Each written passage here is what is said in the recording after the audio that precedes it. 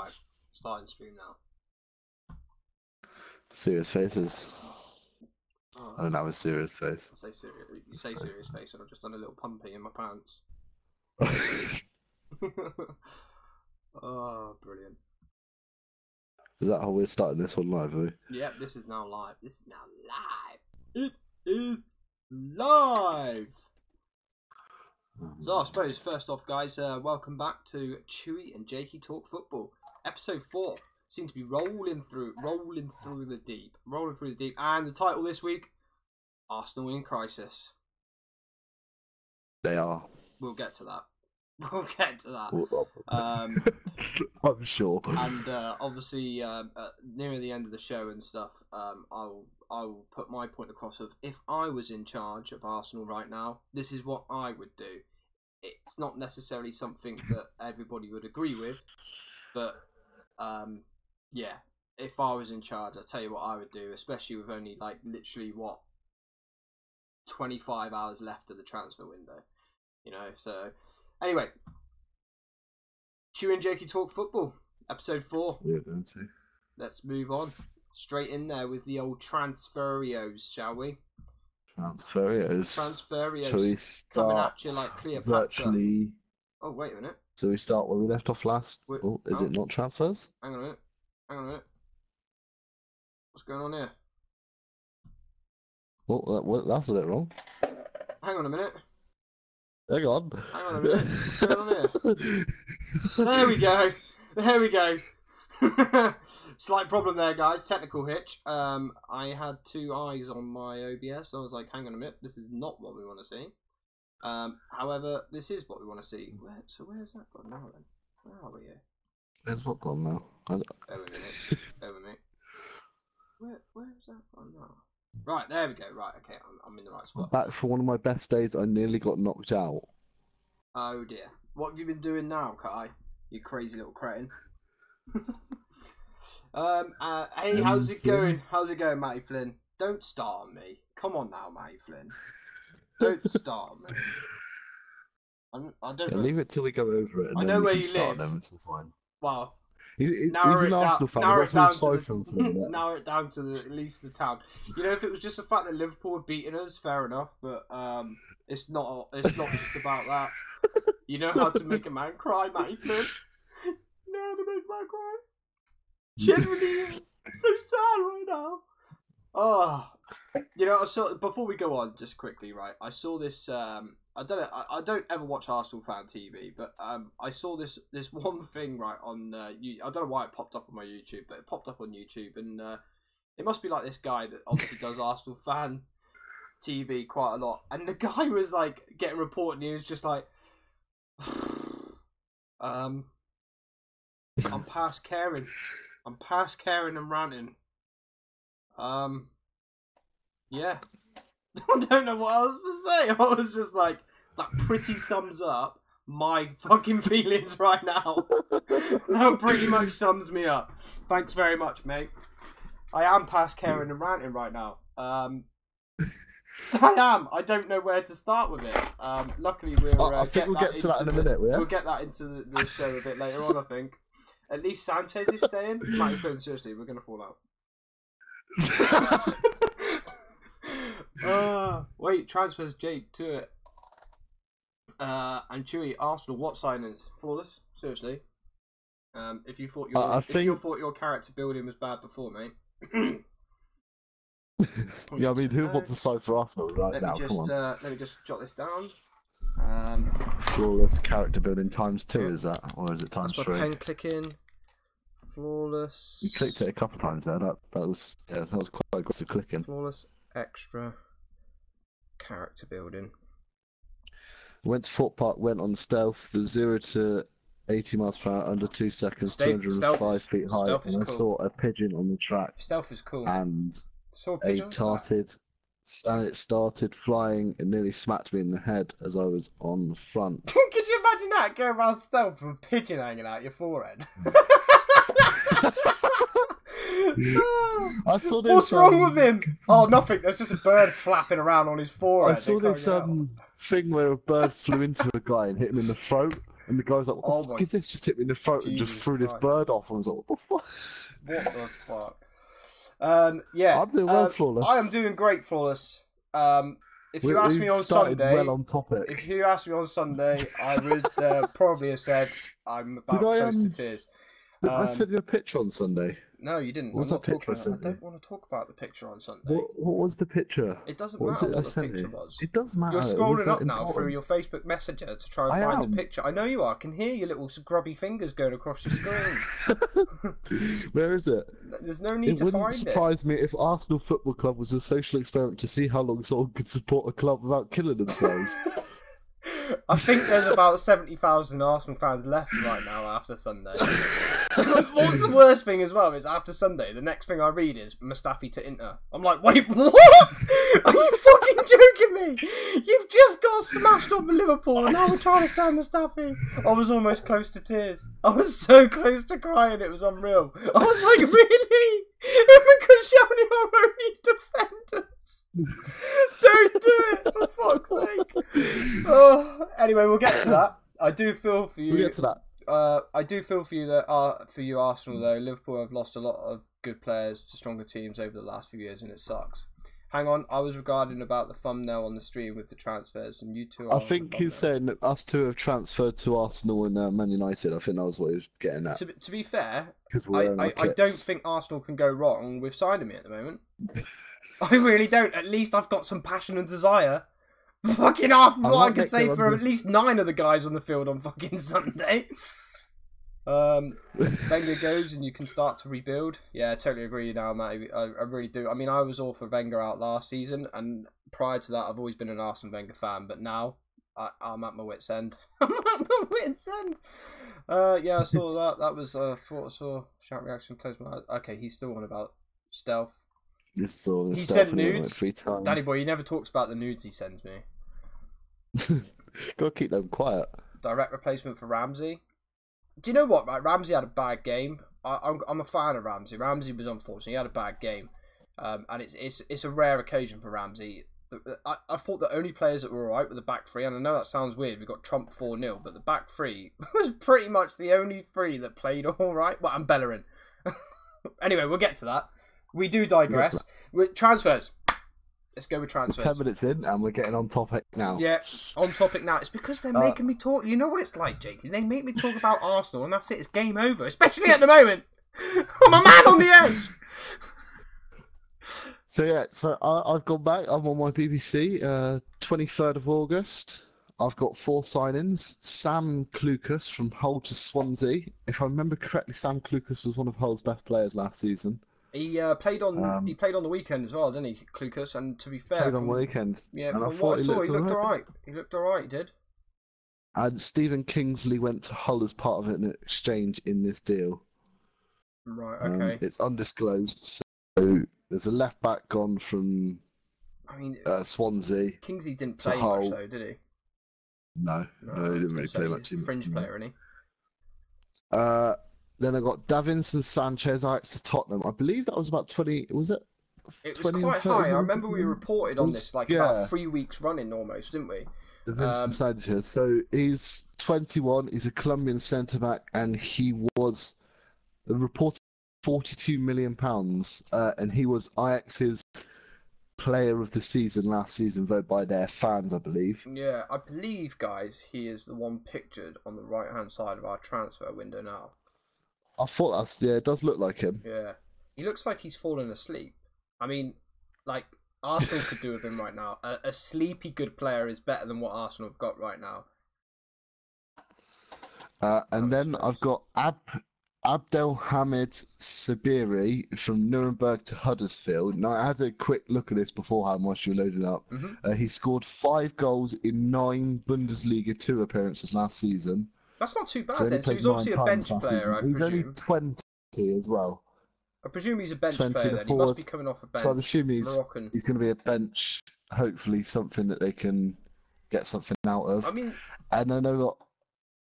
Yeah, do you want to... That Ikwaze, or whoever we reported on last week, he came off the bench, didn't he, for Huddersfield on the weekend. He looked pretty sprightly, to be fair. I mean, he didn't really get a lot of time, so obviously there's not a hell of a lot of highlights, but he looked pretty sprightly. So they're obviously picking up these like fairly unknown players that hopefully, you know, like Leicester area where no one really knew who Mahrez was. It seems like they are going that way. I mean, you know, hopefully this guy's going to be the same sort of thing. You know, I like to see these unknown players because you never know what they're going to be like, which is always fun and dandy in my liking. Oh my god, the messages have gone mental. And we've still got Tyler plays. He's looking for being banned, isn't he? He's looking for being banned. I'm off. I want to play Destiny 2 beta. No worries, Kai. You have a good one, dude. Arsenal's on the edge of dropping a league as well. It's not that fucking bad, Kai. Jesus Christ. We'll be lucky if we get top 10 if we carry on the way we're going. Did you hear about the Ramsey thing where if he scores, a celebrity dies? No, I didn't hear about that actually, Tyler. That's an interesting. There's a few goals he scored. The celebrities died like a day later or something like that. Oh dear. West Brom were the best signings today. Definitely, Matty Flynn. Definitely. So there's some good signings. I think we'll get to them in a bit, but I have seen some good signings for West Brom. Yeah, I think that one of them sat in the fucking transfer thing. I'll tell you what, it pained me to do that. Screwed in, cutting him out of his little picture with his fucking West Brom shirt on. Anyway, have I missed Chewy going mental about Arsenal's dodgy defence? No, not yet, ads. Crying a little bit, but not going on about it yet. He's got some tears. Yeah, a little bit. Yeah, so where are we? Davinson Sanchez, that was, wasn't it? Davinson Sanchez, and that was Abdelhamid Sabiri from Nuremberg Huddersfield. And then I've got Paulo Gazzaniga from Southampton to Tottenham. I think he's just going to be a second choice goalkeeper. Is he a keeper? Exactly what he was at Southampton. Yeah. Right. Have we got a reported amount? He's definitely not going to be playing, is he? Not in front of lorries.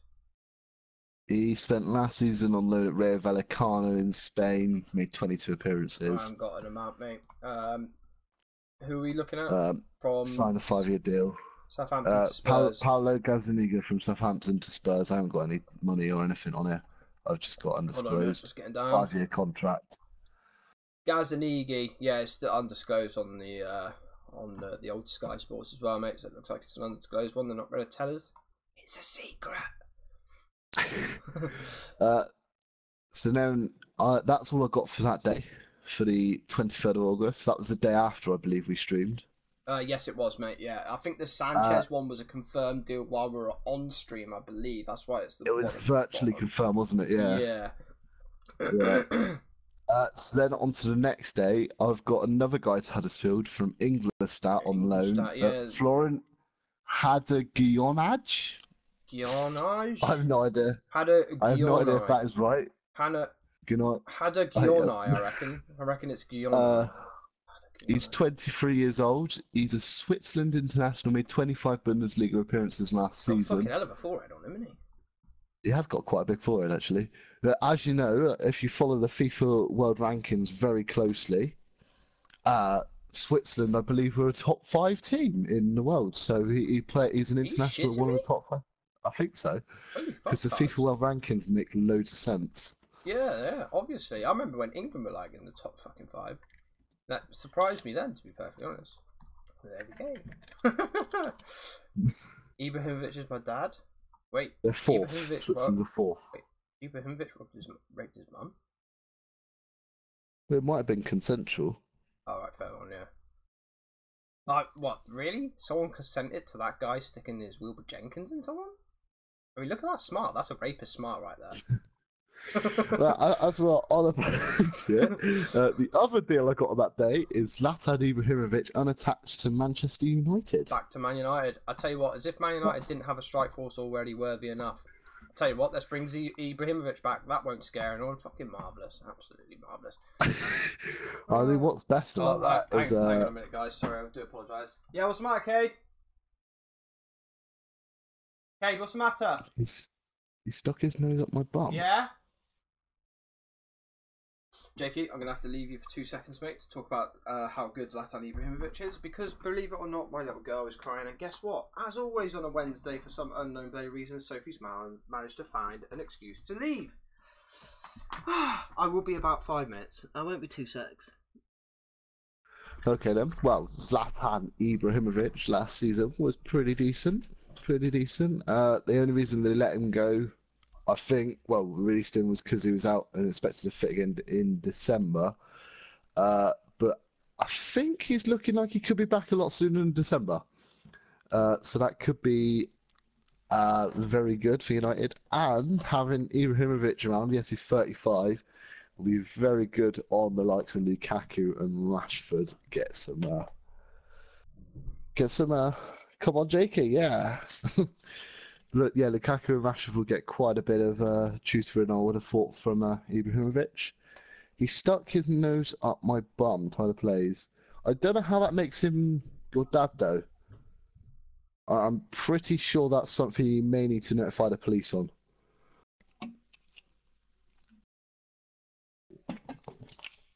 Now, just looking up, actually, Ibrahimovic scored 28 goals for Man United last season, making 46 appearances. So, and that's a guy that everyone thought, oh, we might not be able to do it. I would like Man United to win the league and then retire. That would be a good way to go out. I don't know if he would retire. He may do if United won the league, but I think he would like to continue a bit. I know he'll probably end up being a coach or something, and what a coach he would be. But I think for a 35-year-old, he's still got something in him, isn't he? Like you see players, they get to their 30s and they start dying off, but Ibrahimovic is still going very strong. I mean, was it the stat I saw? He scored more goals in his last 5 years in his career than what he did in his first like 5 or something like that. And he was playing at like teams like Barcelona and stuff like that. And it's mental how he's still going. Yeah, I just don't get how he manages it. What a player! I don't know how long Chewy's going to be. Pretty impressive for a guy who was called a man who would break his back. Sorry?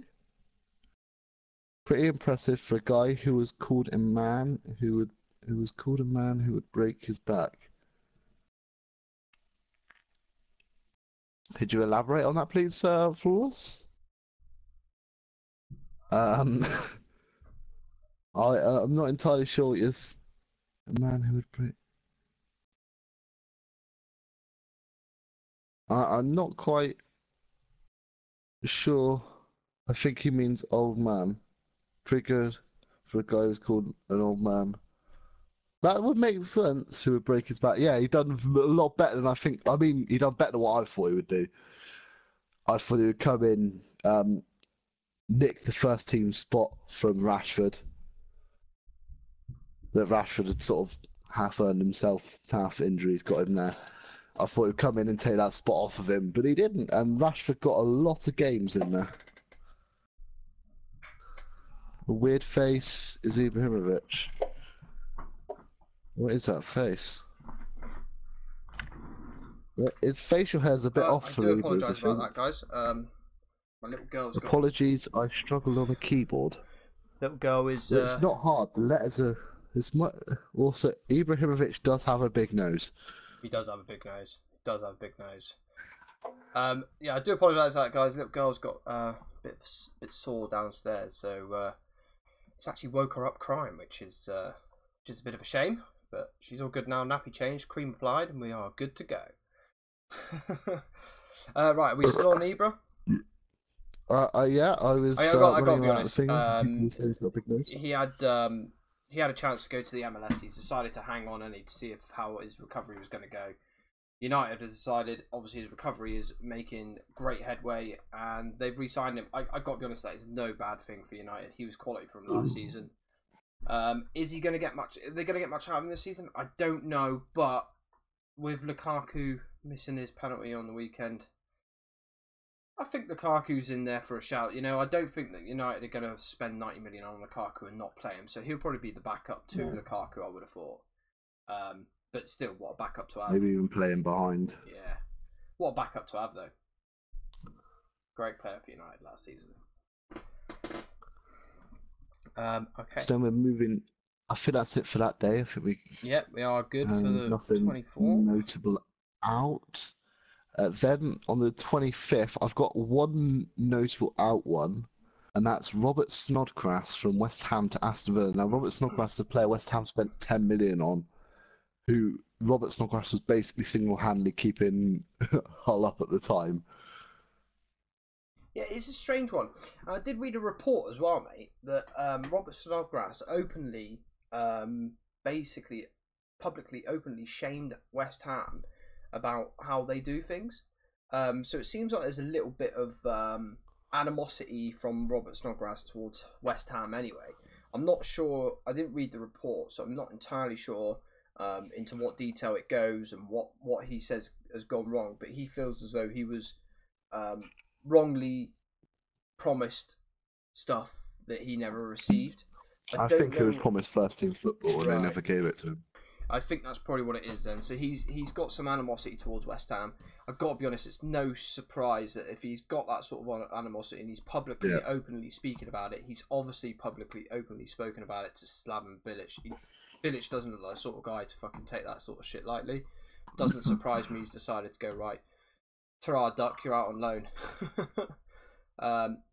All good for Aston Villa. That's a good signing for Aston Villa. All good for Aston Villa. Yeah.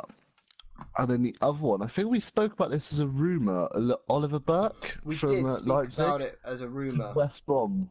That went through undisclosed. Have we got a reported fee? 15 million reported. £15 million. That's a very good signing.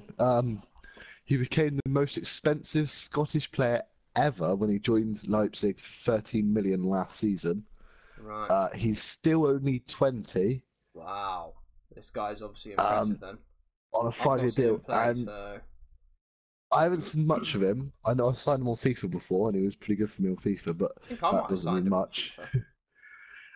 He was at Nottingham Forest when Leipzig signed him. He was playing first-team football, I believe, for Leipzig last season, which got him. Jaden doing now?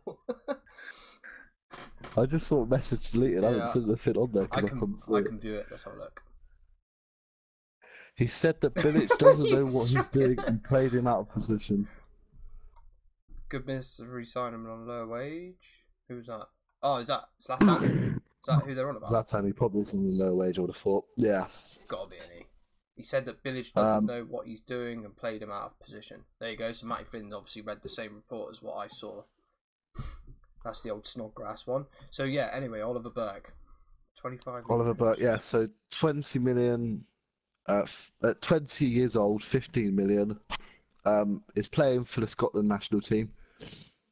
Right winger. I haven't seen much on him. I haven't seen a lot as a player. I'll tell you what, mate. Reading like what they've got on him here, if he's English, he's in the region of like 25 to 30. Yep. So that's it looks like a very, very good signing.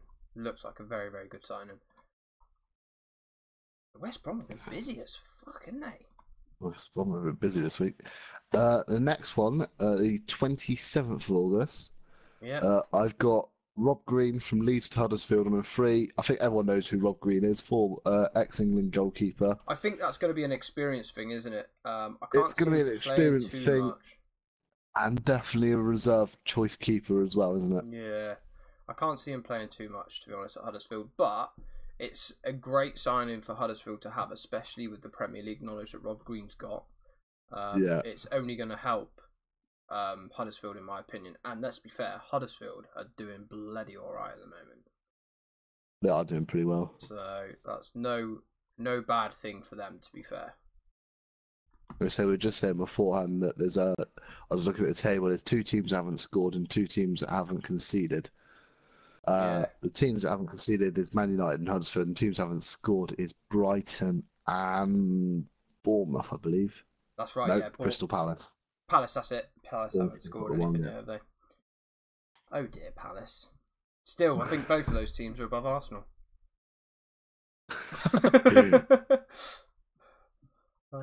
Next up, on the 28th, there isn't actually a Premier League one, but a fairly big one.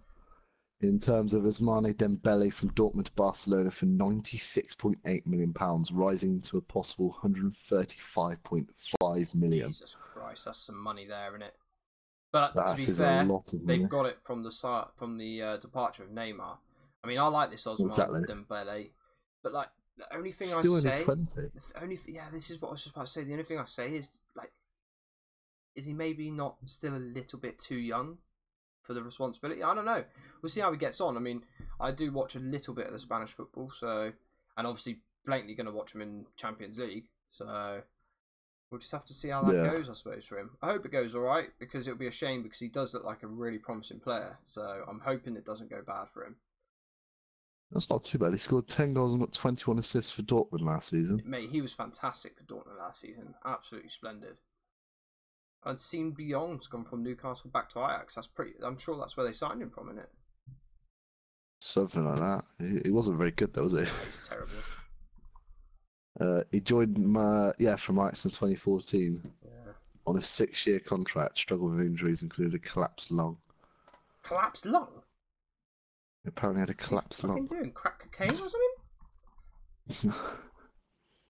Have we got a price on Siem de Jong? I had a price. Let me just have a look. Reported of £4 million. Sky Sports aren't even fucking reporting it. Obviously, they're not bothered. It's only De Jong. Who cares about De Jong? Yeah, they haven't even reported it. Brilliant. Okay, moving swiftly on. On the 29th of August, we got Kevin Wimmer. I think it's from pronounced Tottenham Wimmer, Stoke, isn't it? 18 Wimmer, yeah. Tottenham Stoke, £18 million. No, he never really played for Tottenham last season, did he? Nah, the season before he played Never quite really a made their bit. team. Season before he played quite a bit, but I mean, he was alright. He's a fringe player, though, isn't he? You know, 18 million seems like really steep for Stoke, but then in this current market, I suppose 18 million. I think it's quite steep. I think for it's Kevin steep. Wimmer, to be honest. I think it's steep, mate. In this current market, is it steep? I still think so for Kevin Wimmer. You know, like you say, mate, he's a fringe player for Spurs at best. I think about 2 seasons ago he played quite a bit, but when I say quite a bit, it was only coming off the bench and stuff. I don't think it was many starts. But is it good for Stoke? God knows. I haven't seen enough of him to comment, to be honest. I don't, you know. Yeah, I mean, he looks like he can play well. Who's going to win the league? United DSA is very happy, obviously. Told you West Brom made the best signings. You did, Matty Flynn. I should have listened to you from the word go. Danny Boy's now been deleted. Yep. Do you think I'm a plastic mate? You can't ask a question, Flawless, and then delete it. Flawless says, "Do you think I'm a plastic fan, Dan?" Dan's put, "Yep." So Flawless deletes it. Right. Anyway, moving swiftly on. What we got next? Kevin Wimmer. Have we got any notable outs? Doesn't look like it. Doesn't look like it for that day. Jesus and fucking then Christ! on 30th of August is busy. 30th of August, which is today. I can't see any notable outs as yet. I got Howard Des from Schalke to Juventus, worldwide thing. Yeah. Who cares about worldwide shit? Nothing else. There's nothing else, to be fair. It's all lower league stuff. Lower league stuff, yeah. No one really of any importance to the Premier League or me or Jakey, to be perfectly honest. It's not something that me and Jakey would pick up any topic on in any one of those. So actually, there's one that I noticed is Jordi Classy has gone from Southampton to Bruges on loan, and I only noticed that because apparently it's an into the Premier League. I don't know where BBC think Club Bruges is, but last time I checked, they were Belgium. Yeah, I'm pretty sure they are Belgium. But that's come off as one of my Premier League deals. BBC, thanks to you very much. Weirdos. Next, Kieran Gibbs from Arsenal to West Brom, £7 million. What do you think? Well, I'll tell you what I think. I think it's fucking nonsense. I don't think Kieran Gibbs can do what Monreal does, for instance, and that's try and play as a centre half. But for me, Gibbs is the better left back. I mean, I know Monreal had a good season last season, but I prefer Gibbs. Yeah. And not only that, what really pisses me off is I'm sure Watford were almost 14 million, near enough, and it broke down because of personal terms. And then we go and accept a half that fee of 7 million for West Brom. Surely for 7 million, he's not running out of contract. Surely for 7 million, just keep the boy. You know, we always have defensive issues. We always get fucking people get injured. You know, if he's not the first team choice, then fair enough. But surely you keep him. I know we've got Kolasinac and Monreal. For me, mate, I'd rather have seen Monreal go. Not saying that he hasn't done well for us, he has. But I prefer Gibbs. I've always preferred Gibbs. It's only because Gibbs got injured that Monreal took his spot. 7 million? I just think that's cheap, man. I think it's really fucking cheap. Especially in today's market for an English player. I know he's 27, but it's still not. 27. You know, he's got a good 4 years at least in him. I just think that's super cheap, super cheap, man. There you go. There is one thing I had to say about him is he was always a player that struggled with injuries, wasn't he? Yeah, but then again, that's the whole Arsenal team. Yeah, so. I think that our physio's on like fucking crack cocaine or something. I love Matty's like, another Arsenal rant. Oh, fucking hell. Bargain. I know, Matty Flynn. To be fair, on the other spectrum of it, though, forgetting that I'm an Arsenal fan for a minute, what a signing for West Brom. I mean, that is an absolute fucking steal, man. Kieran Gibbs for 7 million. And I'm not being funny, he should pretty much walk straight into their squad at left back. I mean, it's an absolute cracking signing for West Brom, in my personal opinion. If they can keep him fit, which it seems like every club that an Arsenal player goes to seems to stay fit, so I'm pretty sure he will stay fit. It's weird, that. Coinky dink! What the fuck is going on in your back room, Arsenal, you bunch of bastards? Yeah, I think if he stays fit, happy days for West Brom, in my personal opinion. Great signing, I think. The one I sort of scooped over because I wanted to see how you pronounce it because you love Alderweireld, so I want to know how you pronounce the other guy West Brom has signed. Oh, what, is that the one that's been done today? Yeah. Yeah, right. So I need to find him, mate. I need to find him. Where have you found it to? I found it on BBC. What, actually has a confirmed transfer? It's a confirmed transfer Hold from on a minute. PSG to West Brom I need to online. refresh. There we go. Okay, so I reckon his name is... I mean, don't forget, mate, I work with a lot of Polish, so this one's probably not going to be too hard for me. Oh, no. Krychowiak. Krychowiak? Something like that. Krychowiak. I think that's probably Krychowiak. So Gregor Krychowiak. Yeah. I think that's about right. Oh, pretty good. Yeah. It's not You're quite... better at Polish than you are Belgium. Yeah, Alderweireld. Yeah. Yeah, Krychowiak. I reckon that's Gregor Krychowiak. I know that the first name is definitely pronounced Gregor.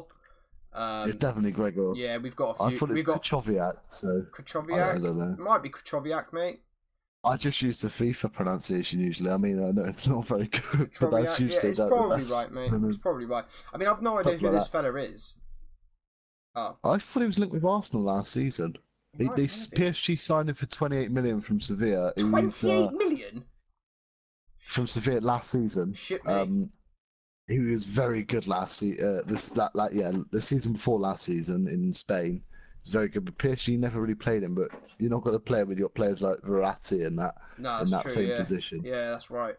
To be fair, again, West Brom, what a signing! 28 million. Jesus Christ. Krychowiak. That's how Danny Boy pronounces it. Yeah. I personally don't think he suits the Pulis system, though. Well, that's not a bad shout, to be fair. I mean, he's a big bloke, though. He's a big bloke, so he's going to be in the box for the I think Danny Boy might be on about Gibbs. The hoof. Oh, Gibbs. Yeah. Oh, yeah. And he might have a valid point there. He's not big. He's certainly not big. So I think he's a whippet, though, isn't he? Eh? Pretty quick, isn't he? Yeah, he is quick, mate. For a 27-year-old. Yeah, he did mean Gibbs. Yeah, he did mean Gibbs. I think Danny Boy's probably got a valid point there, to be honest. Please subscribe me. Who subscribed me? I'll return the player, please. I is a new channel. Yeah, I'm not a new channel. So guess what we do? Go to your channel. Bye. Go to your channel. Report. There we go. Report for spamming. There we go. And... Does he do songs about Barcelona, or does he just like Barcelona Vivo? I didn't know they did music Barcelona. I don't think Barcelona Vivo do music. I mean, what is it? Just like the crowd chanting? Interesting. We don't care. And then finally, Juan Foyth from Estudiantes to Tottenham reported £8 million. One Foyth. He's 19 years old. He was playing for Estudiantes last season. He played for Argentina under-20s in the under-20 World Cup and played against the England in the group stages. England, who won the under-20 World Cup. Yeah, I mean, 7 appearances. He's obviously a young boy. They've obviously seen something in him that they're going to progress on. So, yeah, 7 appearances last season for Estudiantes. Not a big amount in today's market. No, So not a big amount, especially for a young boy. I think they've obviously seen something in the guy, so yeah, it sounds like it'll be all right. I don't think we're going to see much from this season. I think he's going to be one for the future by the sounds of things, or by the looks of things. I can't see him breaking into the Spurs squad anytime soon. Anyway, forgot Renato. We haven't forgot Renato Sanchez. It's not been confirmed yet. who? It's in the gossip. Flawless. Flawless. Stop ruining our Yeah. show, Flawless. That's in gossip, Flawless. Has it been confirmed? It's not a I don't know. I'm looking now.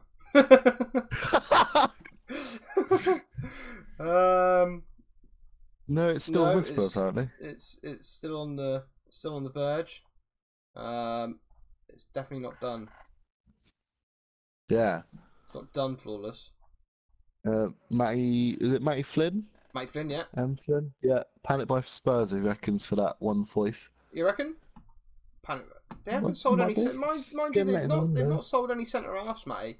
Obviously they've got Davison Sanchez, and he's a centre half, I believe. So I don't know. I reckon it's probably a protege rather than a panic buy. I mean, if it was Arsenal, then I'd say yeah, panic buy, because obviously we need centre halves. Don't forget they just got rid of Thingy for 18 million, didn't they? So they got that 18 million there. 18 million. Who though? So they got rid of Vimmer for 18 million. Oh right, yeah. So they've brought this guy in for about 8. So profit, lovely jubbly. That's all we've got. And a lot of those have only that's all I've got for transfers. A lot of those have been confirmed, like in the last hour or so. I'll just quickly refresh my page. Nothing new there. No, there's nothing confirmed, mate. I mean, I'm just quickly scrolling through the old skate spots. That's what I was just looking as well. Yeah, the last I see on the Renato Sanchez so far. In fact, we might as well click over to gossip before I start this. Boop. Okay, so it's time for the gossip. What's in the news? Okay, so the Renato Sanchez one, just because obviously Flawless is just perked up on that. At 10-5 Flawless, this is the last reporting on it. Renato Sanchez to Swansea is back on. Sky sources understand Paul Clement's side are close to agreeing a deal to sign the Portugal international on loan from Bayern Munich. The Swans have made an audacious bid to sign Sanchez in the earlier this summer via Clement's links to his former Bundesliga club. It was thought the deal had broken down, but it appears Sanchez could yet be confirmed as a Swans player before the deadline. Why the fuck are Arsenal not going for Renato Sanchez? Anyway, more on that later. I'll tell you why, because we've got Xhaka. What a joke. Oh, you won't hear a better joke than that tonight, guys. If Swansea get it, what a signing. It doesn't matter if he's on loan. I mean, we all know that most of these loans always lead on to a permanent buy. I mean, it would be absolutely fantastic. If Swansea can get him, what an absolute buy. Matty Flynn obviously wants to really upset me this evening. So what about Alex Oxlade-Chamberlain, Chewy? So what about Oxlade-Chamberlain? Right, okay, so my honest opinion on this is I don't want to see the boy leave, right? But after watching him against Liverpool, fuck me sideways. Get fucking rid of the guy. And I got to be honest, 40 million's being reported that Liverpool are willing to fork out for him. I'm not being funny, but he is not a 40 million player. He has hardly played for Arsenal in the whole time he's been there. He's suffered a few injuries, nothing major, but he's always been a bench boy. We've never really utilised Oxlade-Chamberlain because Walcott was always in front of him. I've got to be honest, 40 million? Fucking have him. Good luck to you, Matty Flynn. I can't see him getting into this current Liverpool squad. I really can't. So he's going to go from Arsenal, earn 120k a week. This has literally just come in at 20 to 9. That's just come in. 120k a week, which Arsenal offered him 180. So it's not about the money for him, right? He just obviously isn't happy at Arsenal. Fair enough. He doesn't want to play the right wing-back role because that's why he turned down Chelsea. It looks like he was going to be used as a wing-back at Chelsea. He's turned that deal down. That was agreed. The fee was agreed with Arsenal, which was reported at 35 million. This deal was reported at 40. I'm pretty sure it's probably going to be around the 35 rather than 40. I think that's Sky just getting excited. So it's not about the money for him. The interesting thing is you don't see this very often, but he's actually looking like it's going to be a 6-year contract. Now that's an unusual one. Yeah, it's an unusual one, that is. I mean, if he stays there for 6 years, he'll pretty much see the rest of his career out there. So what is he, 24? 24? I don't know. He's been at Arsenal for a few years. 24, 25? I'm sure he's around that age. Maybe even a little bit older.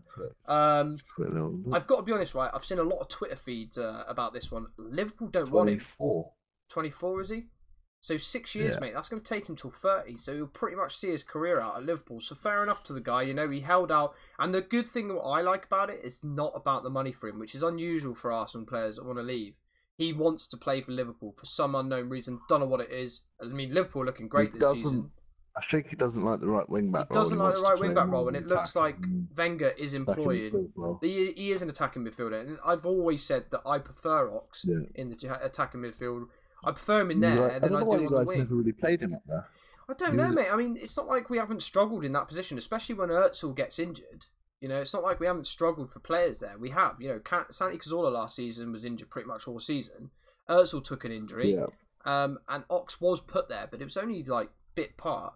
What does Matty Flynn think about the Oxlade-Chamberlain to Liverpool? Because I've seen a lot of Twitter fucking gossip tonight. And Danny Boy thinks 25 million tops for Ox. I would have said 30 million in today's market. What, for Ox? In today's market, he's 24 years old and he's an England player. Yeah, he's played for England. Like you say, it's the England player bit that obviously puts his valuation up in today's market. I've got to be honest, mate, 35 million I think is an absolute steal for Arsenal. What my issue is now is who have we got for that right wing back role? Bellerin, probably, and probably Costello actually play the left wing back role. I was going to say, I would have said Bellerin's more of a right wing back than a left. He doesn't.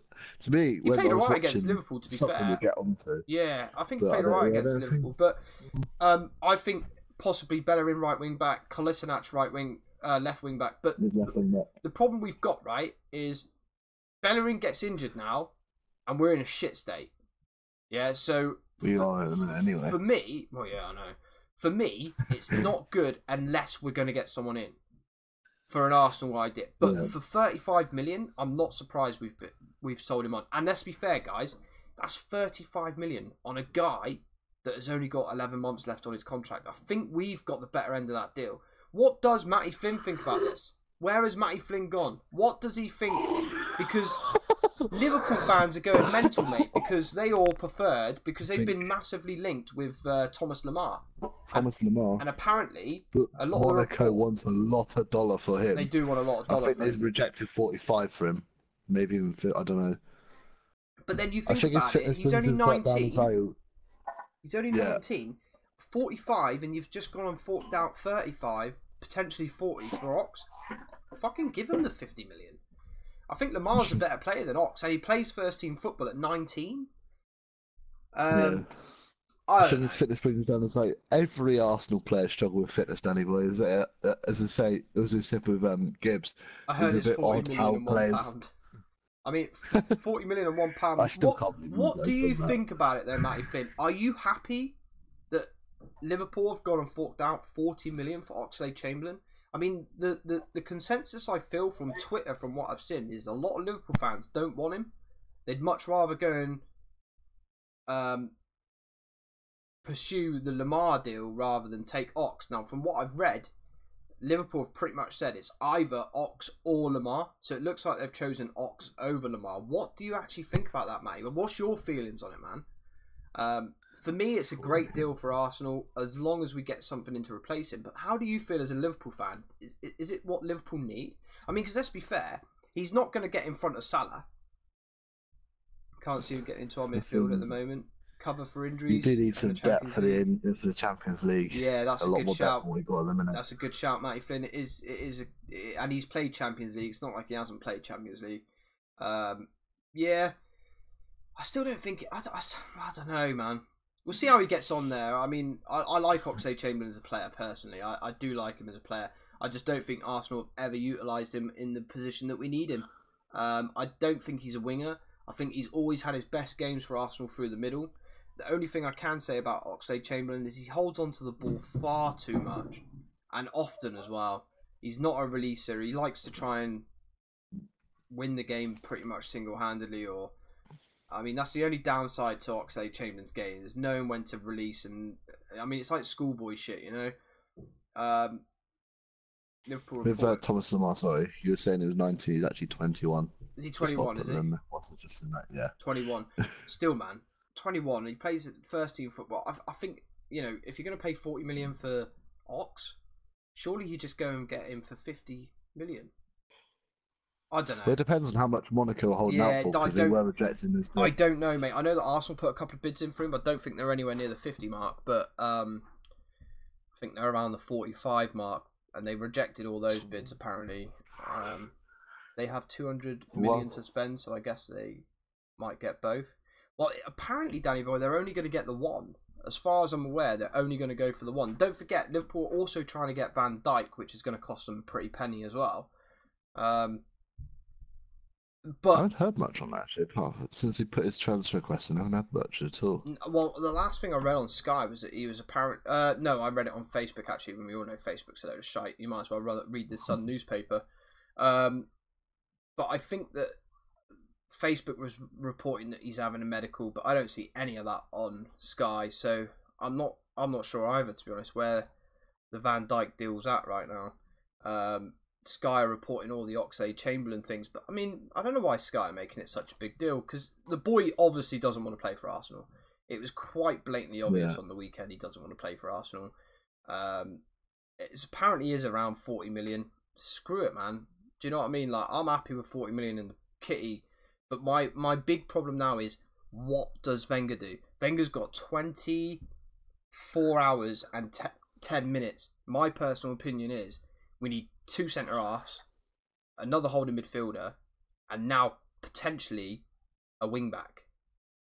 So whilst we're on the course of 2 centre-halves, I'm just looking through my gossip, and I've got 2 people that Arsenal have been linked with. Yeah. One of them being Virgil van Dijk, Yeah. who's still hopeful for a move to Liverpool, although Arsenal and Chelsea could also make late bids. Yeah. And the other being a player we have talked about possibly moving to Man City in the form of Johnny Evans. Yeah. I've got to be honest, mate. Obviously, I was going to do this at maybe the end of the show, but we might as well do it now while we're talking gossip anyway, and while we're on the subject of Arsenal yet again. If all of a sudden, Kroenke comes to Chewy and says, Chewy, come and fucking take Wenger's spot. He's an absolute frob face because of what he's doing. Why are we leaving a £50 million transfer on the bench? It's nonsense. Why is Mustafi on the bench? We're playing fucking fullbacks at centre half. It's nonsense. So you might as well come and do a better job, Chewy. And I'll be like, yeah, all right, no worries, Kroenke.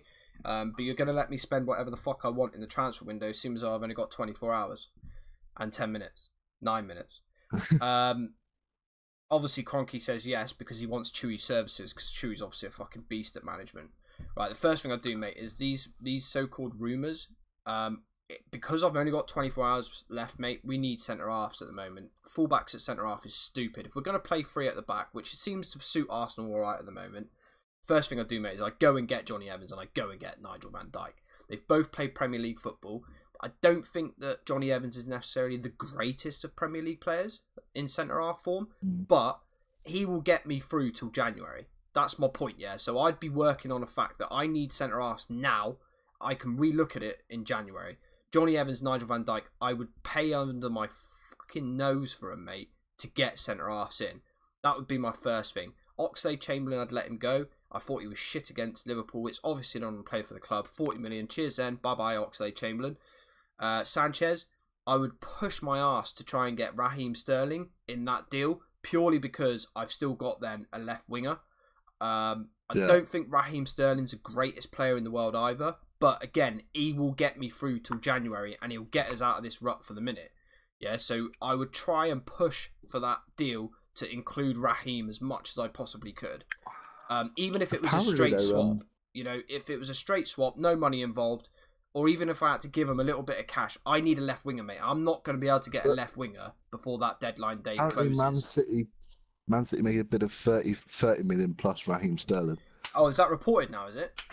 Yeah, but I don't think Wenger wants Raheem Sterling. To be honest with you, it doesn't matter what Wenger wants. This is if Chewy was in charge. Yeah, so I would And I take don't that. think Sterling wants to move as well. But No, he probably doesn't. But I'd take that, mate. I'd take Raheem Sterling, swap him for Sanchez. That'll get me through till January before he starts kicking his toys out of his pram. I'll just sell him next season because I don't really like Raheem anyway. But it'll get me through to January is my point. And he's not playing consistently regular for City. So, I'd just, promise him first team football.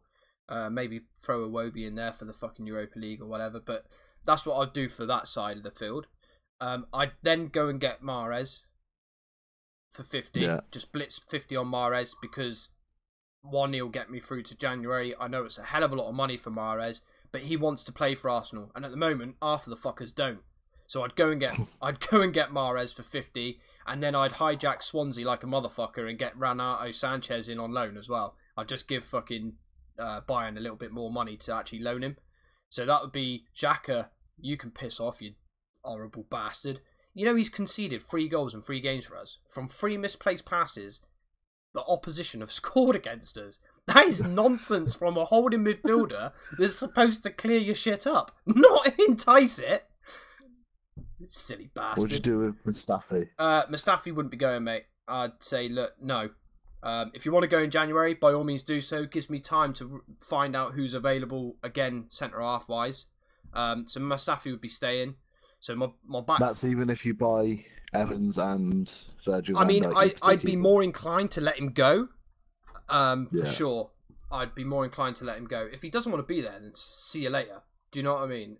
As far as I'm concerned. The other one, mate, Özil. I'd literally put him in the reserves and let the fucker rot in there. I generally mean that from the bottom of my heart. He is... The last 3 games, mate, I have not seen him energetic enough to even warrant pulling an Arsenal shirt over his head. To be honest with you, mate, any Premier League shirt. He doesn't deserve to play Premier League football with his lack of respect and urgency going backwards. I know he's technically an attacking midfielder, but you play as a team. He plays for Özil. I mean, he even moaned, mate, at the other players at one point against Liverpool, and I'm like, hang on a minute, Özil. You've done fuck all going backwards. What right have you got to moan?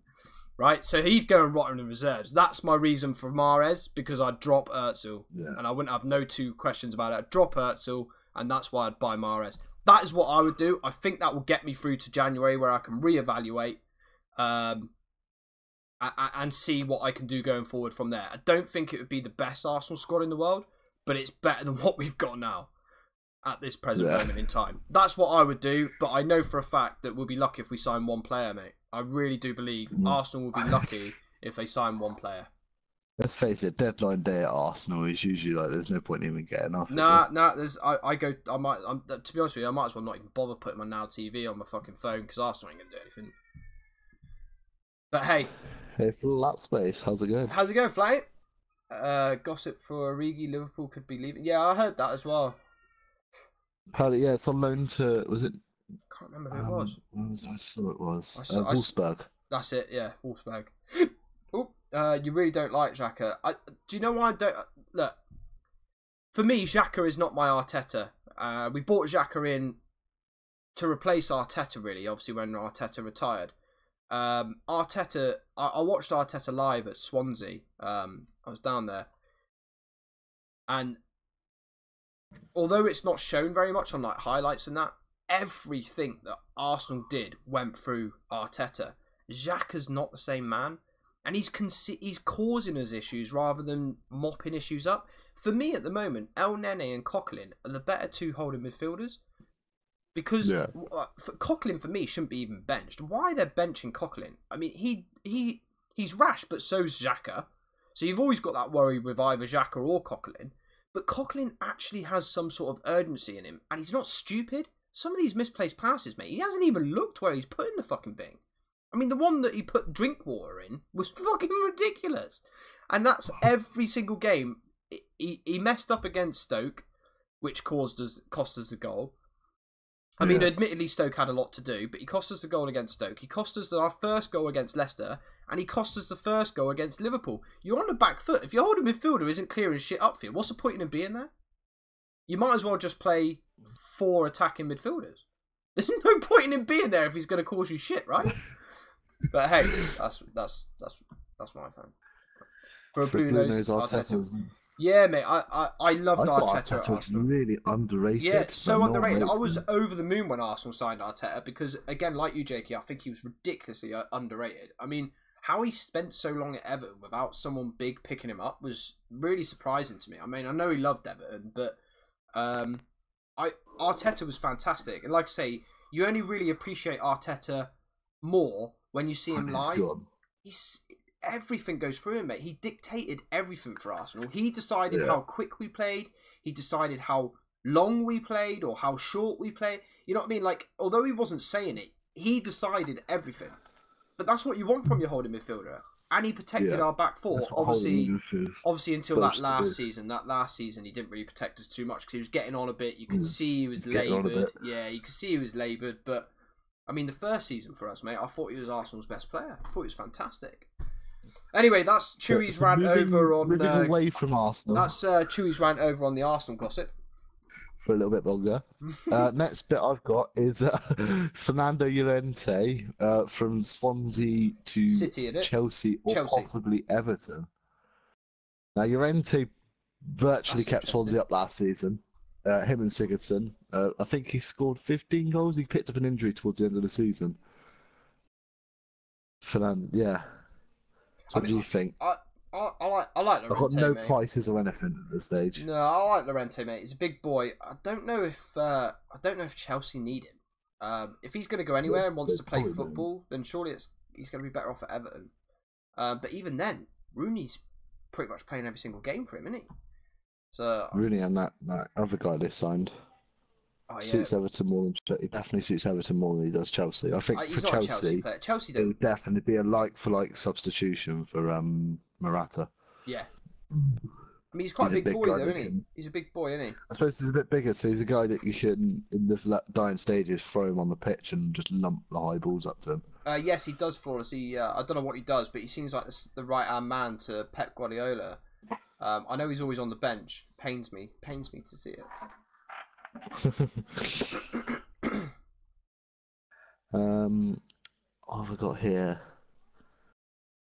Liverpool apparently agreed to sell Coutinho to Barcelona for a deal worth 148. Although is that Jen? Or is that BBC or is that Sky? BBC. Okay.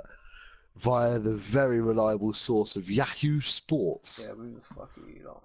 However, Liverpool COP to Moore, whoever he is, I don't know, says Coutinho will not be sold before Thursday's transfer deadline. I've heard a few rumours about the Coutinho thing. Now, apparently, they have actually agreed to sell him to Barcelona, but they've said that it's not going to be happening this window. So apparently they've agreed it. I don't know whether this is like a deal in principle bollocks that we always hear about. You know, like when Arsenal apparently had a deal in principle with Schneiderlin and whoever the else fucking hell Arsenal supposedly had these deals and principles with. I've never seen them play, but hey-o. I don't know whether it's one of those deals in principle, a bit like the Griezmann with Man United, deal in principle. Where is he? He's still at Atletico Madrid. You know, so if it is, then it could be complete and utter nonsense. But I have heard that there's apparently a deal has been reached with Barca, but it's not going to happen this window, is pretty much what Klopp said, apparently. Now, how much of that you want to read into, I don't know. Is he going to go on deadline day? I've got to be honest, I think Klopp seems the sort of guy, like Wenger, he's so stubborn that regardless of how much Barcelona offer him, and I'm not being funny, but they don't need him. I know he's a great player, but they don't need him. Liverpool are looking sick going forward. I think they need to sort out their centre-halves. I think they need another centre-half. But going forward, they are ridiculous. Absolutely ridiculous. They're so... That's without a striker. That's without a striker. Firmino's a winger, isn't he? Firmino's not a proper striker. He's more of an attacking... Yeah, I think personally, if I'm Klopp, and I've just got Chamberlain in, who we know can play in that attacking midfield role, I'm not being funny, but get your 145 million for him. If you ask me, you don't need him at the moment. You know what I mean? You're killing teams off. Let's not talk about Coutinho. Let's not talk about Coutinho. That's what I say, though. I say take the 145 million. You don't need him. You're already killing it. You're already killing it with those front three. Let's see that. Most of my stuff actually on BBC here is about Arsenal. Liverpool, Arsenal, Yeah. and Well, I'll tell you what I have Man got then. City. I've got I was Serge Aurier. Now, we've reported on this a few times now, Jakey, over this transfer window. Serge Aurier, still nothing happened. he has been granted his work permit. So they reckon that Tottenham are going to seal a £23 million move for him. I believe that he is on his way to Spurs for a medical. So that could happen before the deadline. So the fact that Britain has actually given him a work permit now is a lot further ahead than where we were, because obviously so many clubs have been linked with this guy. I mean, Arsenal were linked with him a few seasons ago. I think we agreed personal terms and everything when he was playing for Saint Etienne. Yeah. We actually agreed personal terms and everything, but we could not get the work permit for him, so it all broke down. So the fact that his work permit's been granted, I can see that deal going through for Serge Aurier. And to be fair, I think he's a better player than Kyle Walker. So and he plays in the same position. So they've actually got themselves half the price. He's as attacking. He's not quite as attacking, but I tell you what, mate. Have you seen this guy run? He is fucking rapid. He is like on. He's like, I reckon Usain Bolt will struggle with this boy. And they've got him for half the money, so I've got to be honest with you, a good business from Spurs if you ask me if they get him. Have I got anything else? Have I got anything else? I've got Crystal Palace back manager Frank de Boer with 3 big signings. I've got no names though. Oh yeah, brilliant. That's obviously Jen. Wait, Sanchez actually wants the Swansea move? Holy shit, Renato. Do you know who Swansea are? Does he realise it's Swansea, yeah? He wants to come to the Premier League, doesn't he? He wants to play, because he's not playing at Bayern Munich. I know a club that needs a central holding midfielder. We talked about Johnny Evans, Morgstar. You're a bit late on that one. Yeah, sorry, Morgstar. We have talked about Johnny Evans. How are you doing, Morgstar, by the way? How are you doing, dude? I'll tell you why Morgstar wants to talk about Johnny Evans, because he is actually from Ireland. So that's why he wants to talk about Johnny Evans. I mean, I think it's big money, to be honest, with Johnny Evans. I think the clubs are like fronting some big money for him. I mean, I know he's a proven centre half, you know, and that's always going to put the price tag up. Is when you're a proven centre half, you've played in the Premier League, it's always going to put your price tag up. But I think the money that we're talking is quite steep for Evans. However, would I take him at Arsenal? Fuck yeah. At the moment.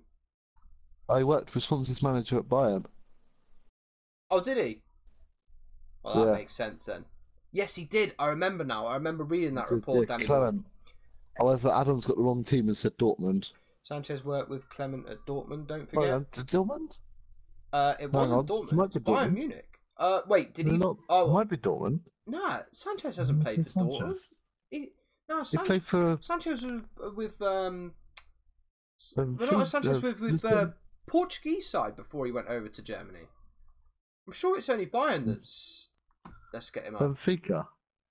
Played for Benfica and Bayern. Yeah, I was gonna say he's never played for Dortmund. He confused us here. Yeah. Paul Clement. I'm sure Paul Clement. I'm sure it's not Dortmund. I'm sure he's never been at Dortmund. He worked with Swansea manager at Bayern. Ah, right, yeah. So Matty Flynn's saying it as well. I'm sure it was Dortmund. Matty Flynn said Bayern. But then he pressed star. Adam said Dortmund, and then he put star Dortmund. Are you sure, Matt? I'm sure it's Bayern only. He's never played for Dortmund. Clement was hired by Bayern Munich in 2016 as their assistant manager, working alongside Ancelotti. I was going to say, I'm sure they bought him off the Portuguese side. I couldn't remember which Portuguese side, but obviously it's Benfica. Benfica, yeah. But I knew that he never played. I knew he'd never played for Germany prior to that. Happy days. So we got. Yeah, I've got 100 subs. Congratulations, Morgstar. Congratulations. It's a good job we know our football, isn't it, Jakey? Jesus Christ. Yeah, these people commenting. I know these sausage feelers. Yeah. It's supposed to be helping us out, just confusing us. Just confusing us. I love how we're both like, wait, really? Dortmund? You sure? And then we're both like, right, let's check. So we weren't 100% certain. I thought it was Bayern, and then I thought I was being correct. we managed to confuse ourselves and everyone, I think. Yeah, I think we've all confused each other there. Thanks a lot, Adam, you sausage. I just said about Palace, and they've apparently got three big names. One of the things that's just popped up or related to, it's not a gossip as such, is that Liverpool rejected a £25 million bid for, is it Mamadou Sakho, the centre back? Yes, mate, I did see that report earlier. They had him on loan, didn't they, last season? Wait, is he not? Yeah, he was one of their. He got their Player of the Year, I think. That's and he was right. only Yeah. known for 3 million. I thought I'm sure earlier in the transfer window they were actually trying to sign him again on loan. No. I don't. It looks like they put in a proper bid for it, 25 mil. And then thought I was being corrected. I didn't say anything. True, Danny boy, you didn't say anything. My bad. Usually buying players have to come from Dortmund. That's where my mistake was. That's very true. Therefore, I'm not a sausage feeler, as far as you know. Well, that basically has just said that I am a sausage feeler. Danny boy. So I said buying 5 first, million. sausage feeler. Why are we all feeling each other's sausage? This is not the place. This is football.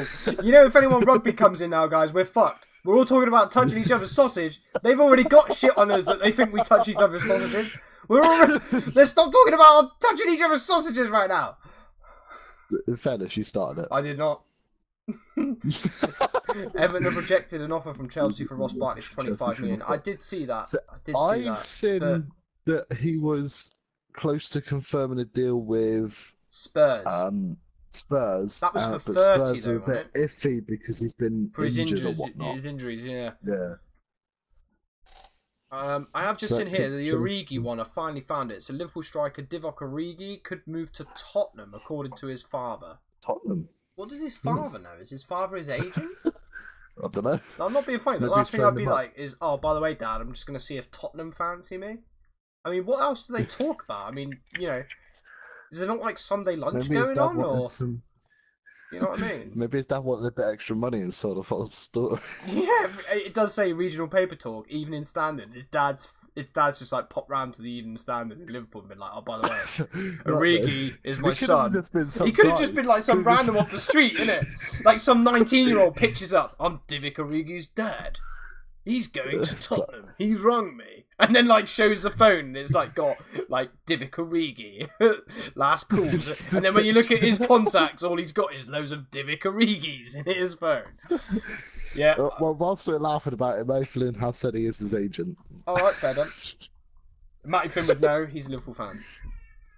So the next bit I've also got is Newcastle have received a £15 million offer from Fulham for Dwight Gale, but they want 18 million. More to the point, where's your trousers? Where's your trousers? Right, well, first and foremost, you need to go and put your trousers back on, right? And I want you to stop messing around. Right, I'll bring some drink up in a minute, but you go and get your trousers back on now and stop messing around with your sister. Alright, it's bedtime. You're being far too noisy up there. Tell Elisa to get back in her bed. Sorry about that, guys. Origi. What was we saying about Origi? We were laughing about someone selling a story to a shit paper. That's right, we were. And obviously, and then, a 19-year-old. I said about Dwight Gale, but Dwight Gale, yeah, I did say that. I mean, to be fair, 15 million to Fulham, but Newcastle want 18 apparently. So I saw a report saying that they wanted 18 million from him. I think it's steep, man. I think it's really steep. Also, I have seen... He was top scorer last season in that league, so yeah, but 18, it's quite a bit for a 26-year-old. Yeah, you know, I don't know. We'll have to see how that one pans out. I like Dwight Gale though personally. I think he's an alright, decent player.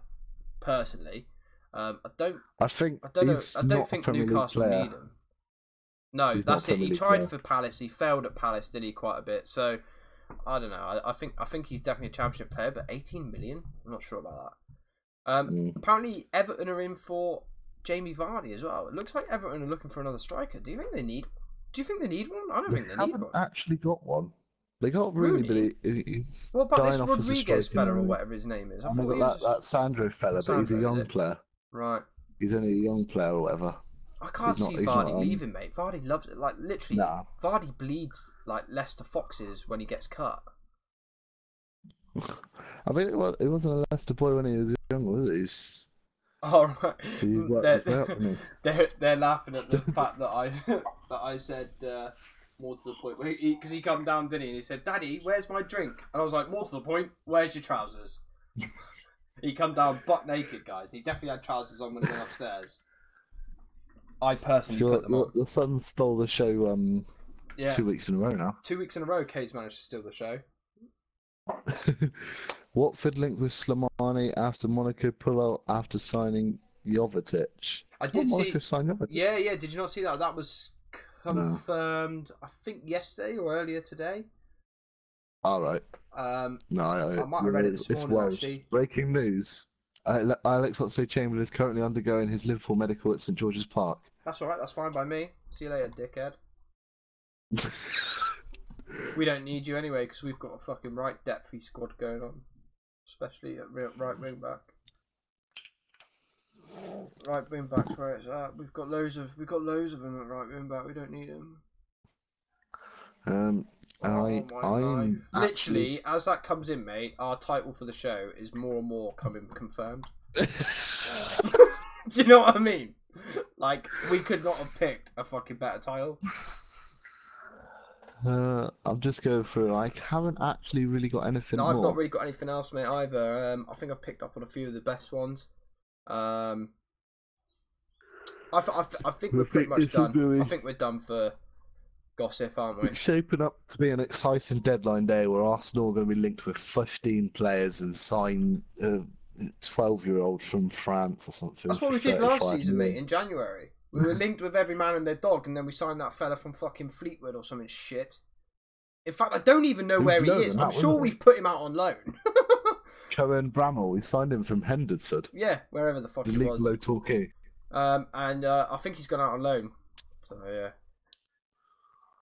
He looks like he's fallen. At least you've not got Champions League to worry about your squad depth.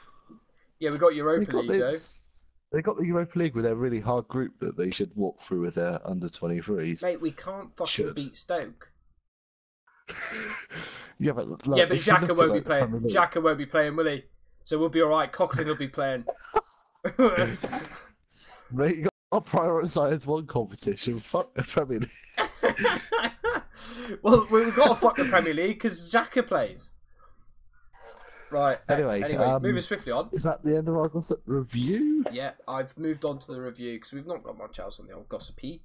The gossipo. Right, let's get back over here. Watford linked with Slimani. I read that. At least you've got Champions League football. At least you've not got Champions League football to worry about with the squad depth. Yeah, that's very true. Right, okay. So we're on to the review. Now, I do have to confess, guys, that because of the kids, and as you can hear, they're still carrying on, doing this show can be quite testing at times with kiddies. I didn't manage to get to watch any of the Sunday games apart from Arsenal versus Liverpool because I watched that live, and I actually watched it all the way through. In fact, as soon as Mane scored, when Mane scored, mate, I actually cheered because it was a fucking great goal. I clapped him. I was sat in my chair like, well done. And then I'm not applauding Arsenal's defence. And then I was like, wow, this is going to be embarrassing. I'm going to talk about fantasy football. We will talk about the fantasy football at some point. Yeah, we are. I think it's a couple of slides away. The review doesn't usually take too long, not as long as gossip and transfers and stuff. So this shouldn't be too long. I think, where is fantasy football? Fantasy football is scores and points. Usually the last slide we do, which is only 2 slides away, so we're nearly there. Yeah. I have got quite a few notes on this though. So should we do it in order of what we see it there again, Jakey? Of order of play? Yeah, that's usually what we do. Yeah, order of play. So Bournemouth versus Man City, 2-1 to Man City. So the game started off fairly as a normal game. Bournemouth went 1-0 up. Brilliant strike from Charlie Daniels. Yeah, what a stayed hit, didn't goal, mate. I mean, it was poor from City though at the point, mate. I mean, they weren't doing much. Bournemouth were just having shots after shots, and yeah, Man they were City just like not them quite clearing it. You know, they weren't. Maybe they do need Johnny Evans. Yeah, they weren't getting rid of it, were they? And to be fair, it just enticed the pressure on. To be fair, mate, Bournemouth did start really, really bright. I've got here Bournemouth looking very dangerous before that, because they were really good. They were really good in that first half. Especially the first part of the first half. You know, the first like 25 minutes, mate. From what I saw, it was pretty much all Bournemouth highlights.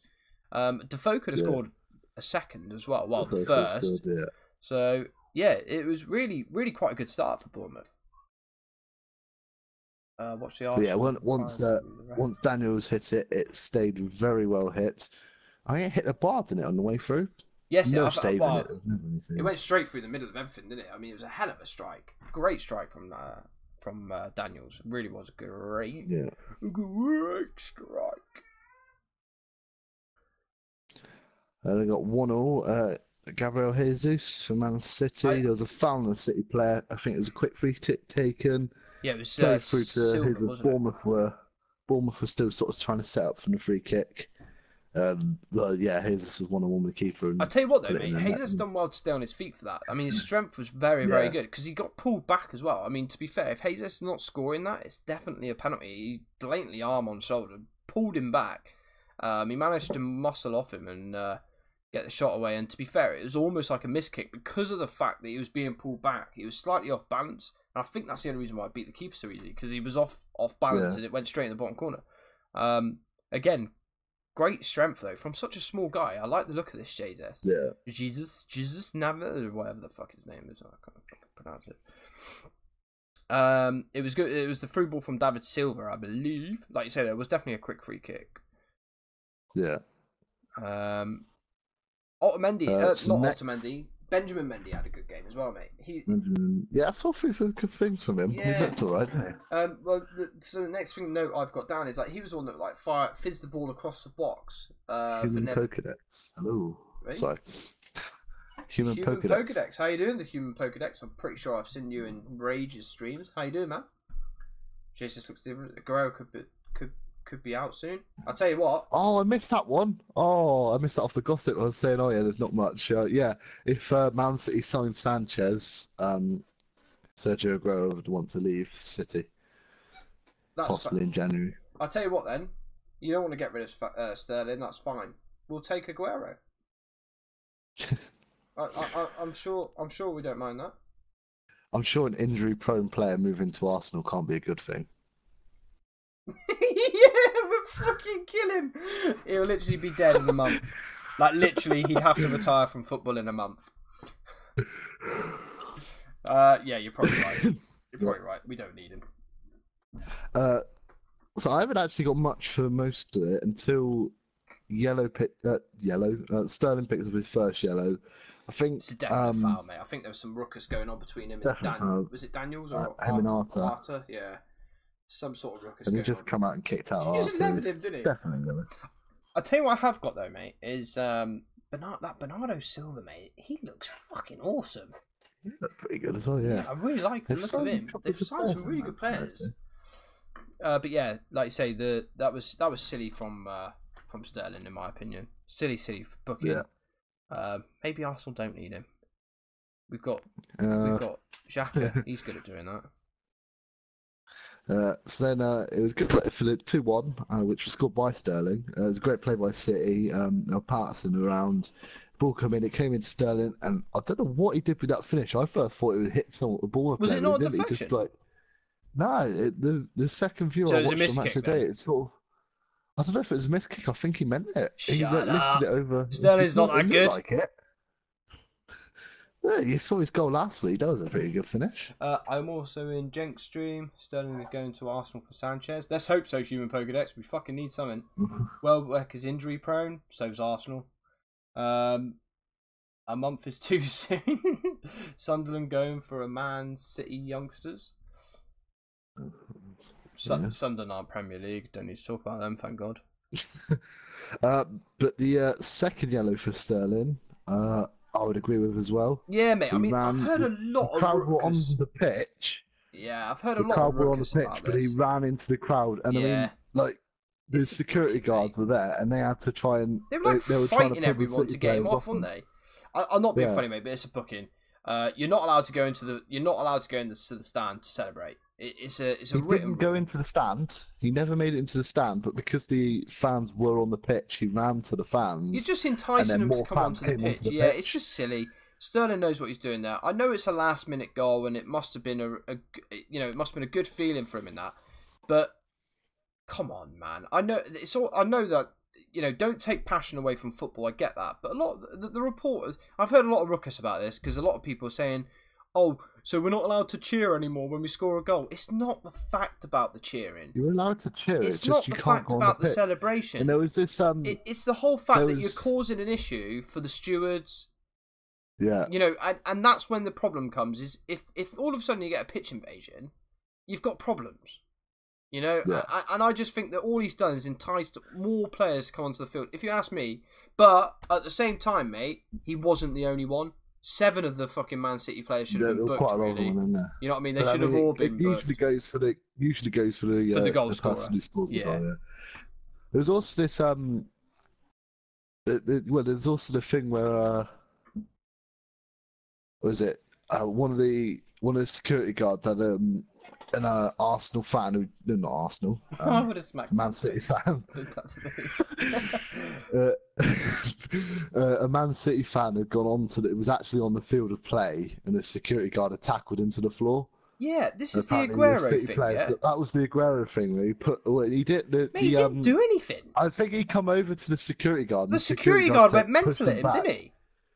And I was like, I don't know what he said, but he might have said something. But the security guard pushed him back. Pushed him away, didn't he? I think from what I could see, Aguero was like, "Why are you doing that to him?" You know what I mean? Like he weren't the only one on the field. Probably it was probably the sort of thing he was saying. He was the one they would have caught, though, wouldn't he? Yeah, and it's just like I think at the end of the Aguero's day, like, is it really necessary? But unfortunately, you can't go onto the field. You're not allowed to do that. Exactly. So I don't know. I think it's a strange one. It's a strange one. I think it was definitely yellow. The referee was sticking to the letter of Laura's Matty Finn had said. Yeah. He could have smacked him in the face, but I mean, that would have got him in a bit more trouble. I know where people are coming from with this, yeah, because it has caused a lot of controversy with like, oh, there's no passion in football or anything like that. The problem you've got is it's causing an issue for Bournemouth Football Club. If the thing is, he would have been booked, and there would have been nothing about it if he hadn't have already been booked. If he hadn't have done that stupid tackle on Arta, exactly, he would have picked up his yellow card. Exactly. The fact of the matter is we all know some celebrations you get booked for. If you remove your shirt, yeah, that's passion as well, don't forget. If you remove your shirt and whatever else, that's a booking.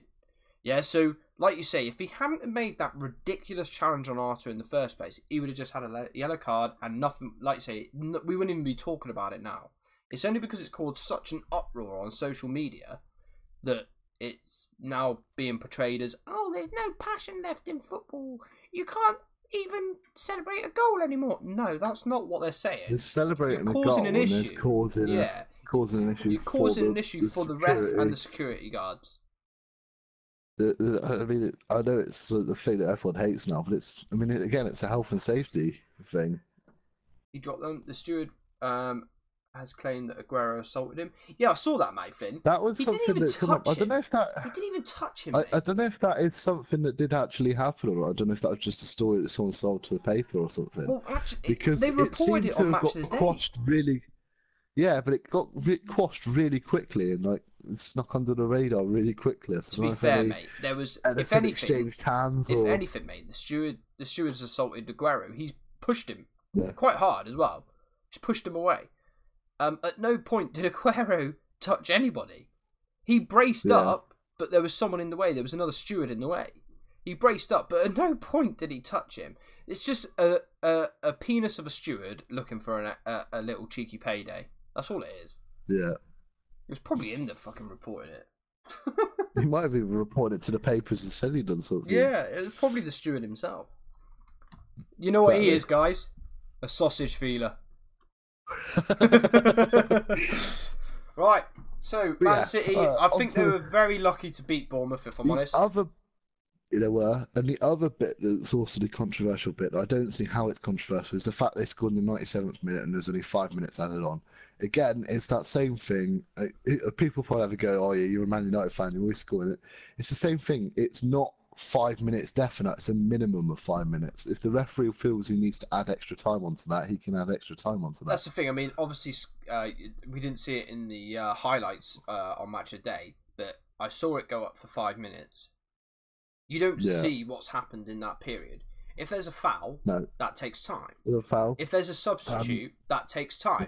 I think they add on an extra 30 seconds just for a substitute. Yeah, so like all these things stack up. I can see where he's probably got another 2 minutes. If the referee's done it right, and it also depends on what the position is. There's also that other thing where there was a tackle. There was a tackle by a Bournemouth player. I think it was Lys Mousset. That's right. One of the Arsenal players high up the pitch. Yeah. Now I agree with the referee that it was a foul. Yeah. He did actually make contact with a player before making contact with the ball. I agree with that as well. And it was from behind, so it was a foul. I don't think it resulted in any cards or anything. I don't think that happened.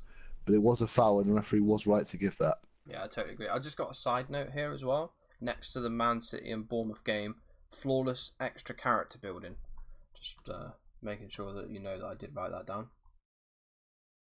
That's all right then. Yeah. Okay, so who have we got next? Palace versus Swansea. Palace, right, I need Swansea. to find that on my notes. There it is. Palace versus Swansea. So, obviously, Swansea's first win of the season. It was Swansea's first win of the season. Congratulations to it Swansea. looks, I mean, Palace. They're looking bad, mate. They're looking bad. The Boar's going to have to watch himself, mate, because I like the Boar as a manager, but it doesn't seem like he's whipping him into He had really bad time at Inter. He got sacked quite quickly. He had a really bad time at Inter, if I remember correctly. I think he got smashed. I don't know if he was. In fact, I do remember. They got smashed. They got smashed 4-1 at the San Siro. They were at home by Hapoel Beersheva in the Europa League last season. Wow. I do remember him having a torrid time. Torrid time a couple of seasons back as well. I don't know, man. We'll have to wait and see. I don't think that he spent bad money. I think he spent okay. They brought in a few players, and of course they got a foot. And they lost Loftus-Cheek as well. He picked up an injury. Oh, you're joking. That's not good. That's not good. So it's just seeing what happens with them. Yeah, I think Palace will be okay, mate. If I'm honest, but apparently both these teams ended up with only 41 And that new points.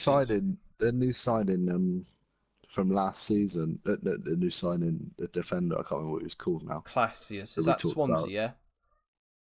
No, Palace. Oh, I can't remember his name. Are you on about Martin Kelly? No, not Kelly. They signed him this season. This season? I forgot his name. Yeah. From United? No, not Foster Mensah. They signed him from the Dutch league. Oh, I don't know. Off the top of my head. That's good, I can't remember. We talked about him. I know who he is. Doing really well there, aren't we? Welcome back, Flat Space. Riderwell, that's the bastard. Oh, yes. Gyro Riderwell from Ajax, yeah. Yeah, another Vida. They signed him, but he's been injured as well since they started. Ah, right, okay, because I don't think he was playing. I think, to be honest with you, mate, this game for me flipped upside on its head as soon as Tompkins got injured. Martin Kelly came on last week as well, and he had an absolute fucking doomer, and literally he's done exactly the same this week. Both goals are because of Kelly. I think that Kelly is pretty much single-handedly cost Palace a point. In fairness, though, like Tompkins got injured with that shot. I don't think there can be much more to that shot that went about 6 miles over the bar. It was pretty terrible, but he is a centre half. He's centre half, yeah. He's not of the Marlin. So my actual first bit I got actually was a ball over by Ayew, and I always keep a little close eye on Fossey Mensah because obviously the United player out on loan, isn't he? It was really well defended by Fossey Mensah until he slipped and let out Abraham. Yeah, really close, wasn't it? It was good. It was well saved by Hennessy. The first goal, my little bits, that was Tammy Abraham. So he's actually got his first goal. I believe he's English he scored as well, last week. Tammy Abraham. He scored in the cup. Oh, okay. He didn't score last week, so yeah. I like the look of this Tammy Abraham. Is he English? Yes, hopefully. Hopefully, yeah. He was born in London. He's played for the England under 18, 19 and 21. I like him, mate. it say anything about his nationality? Palace needs Sacco. We need to cover that Ox fee. Oh, brilliant. Yeah, I really like Abraham, mate. I mean, I'm surprised again. Martin Kelly. How has he managed to muscle off Martin Kelly there? Martin Kelly's about. I know they're about the same height, but he's about 3 times as thick as fucking Abraham. I mean, Abraham looks like he could lose himself down a drain. I still don't know how he got in front of him. How did he get in front of him? It was like, you know, like fighting each other, pushing the ball in. He somehow just jumped in front of him. Yeah, they're having like a little scuffle. The next thing I know, Abraham pops out of nowhere and balls in the back of the net. I'm like, wait a minute, Martin Kelly. How have you let him do that? I've just had a quick look at it. He is eligible to represent Nigeria through his father. Let's hope and he apparently Nigerian Football Association have been looking at him. Let's hope he doesn't, because I think he's decent, mate. He looks very, very good. He looks like definitely one for the future. I mean, I like the guy. I think he's decent. Well, he kept Bristol City up last season. So. Is that where he was playing? Was it? I like it. He looks decent. Last season, he scored 23 goals in 41 appearances for Bristol City last season. Yeah, fair enough. So that's pretty decent. On to the second goal, Jakey. Kelly again, mate. Kelly again. Yeah. Absolute awful defending. I mean, the ball through to Ayew is like literally on a plate.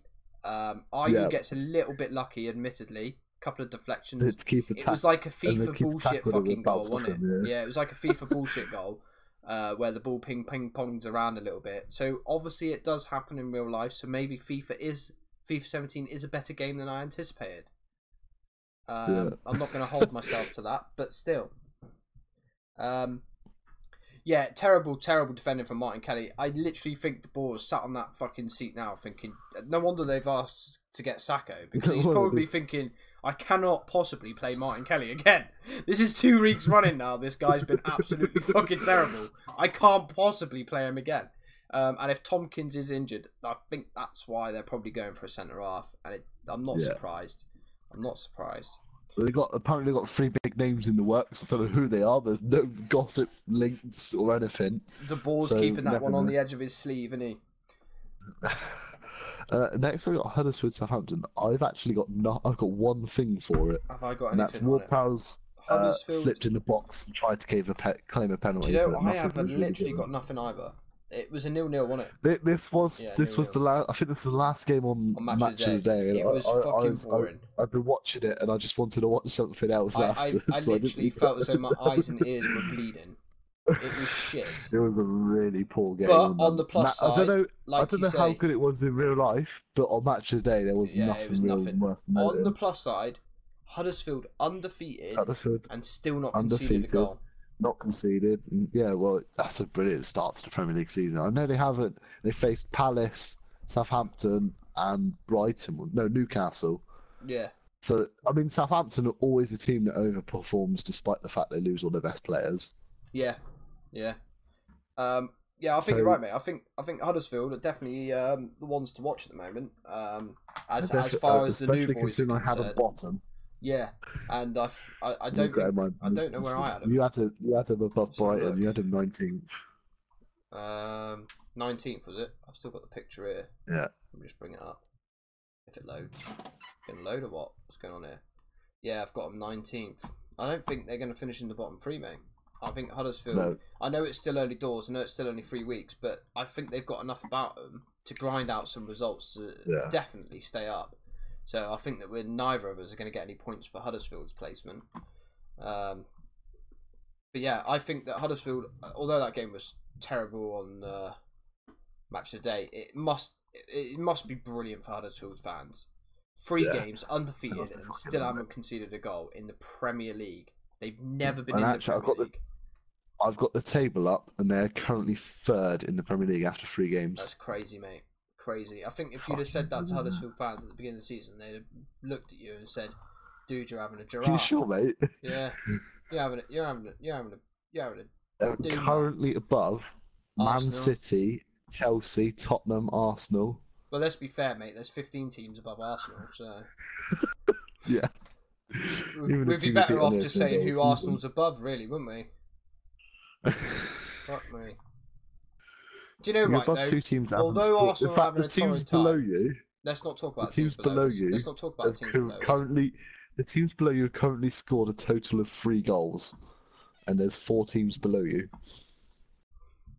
Yeah, again, let's not talk about teams below us. On the plus side, I might be having a horrible time of being an Arsenal fan right now. There's only one consolation. At least I'm not a West Ham fan. Which is the next game. Oh, Jesus Christ. 3-0 to Newcastle. Newcastle were looking like a team on the strings. They weren't very good the first couple of games. Who's that, Newcastle? Newcastle. I mean, they showed promises against Tottenham. Yeah, I thought they were right against Tottenham. Shelby. Shelby done that. Shelby turned into Shelby. Fucking Shelby turned into Xhaka and decided to get sent off. But my thought is the West Ham. They weren't terrible. West Ham lost 3-0. Their defence was a bit shaky, but I didn't think Joe Hart was too bad. I think he had a couple of little shaky bits. Brilliant, I thought he made some real good saves. Yeah, I mean, mate, if it wasn't for Newcastle, could have been 6, 5. mate. Yeah, I thought Hart was brilliant. Newcastle smashed West Ham, absolutely deserved to. Newcastle must have been awesome to watch. The one player I singled out, I know I'm a little fan of him. He was Matt Ritchie. Yeah, mate. I have also singled him out as well, mate. I mean, Matt Ritchie was by far Newcastle's best player. I know he didn't get a goal, but my God, he was involved in every single goal. Exactly. He wasn't actually involved in the third one, I don't think. Yeah, the third one, mate, was involved in the first 2 very heavily. The first one wasn't the one where he made the initial first tackle. One was Hosselu, and it was Ritchie, and there was another player. Ritchie didn't actually. I don't think Ritchie made the tackle. Yeah, that's right. Ritchie. Sorry, is it the first goal you're talking about? Yeah. So it's the first goal. Ritchie and another player hassled Rice off the ball. It was Ritchie that was doing the hassling, and the other player coming and took the ball off him. That's right. The ball went to Marino, who played a brilliant ball into Atsu, got into the position and just squared it across to Hosselu. Never did Hosselu, did he? Yeah. But then after that, Ritchie was fantastic. The second goal, yeah, there was everything on Match of the Day. Everything Newcastle was doing was running down that side with Ritchie.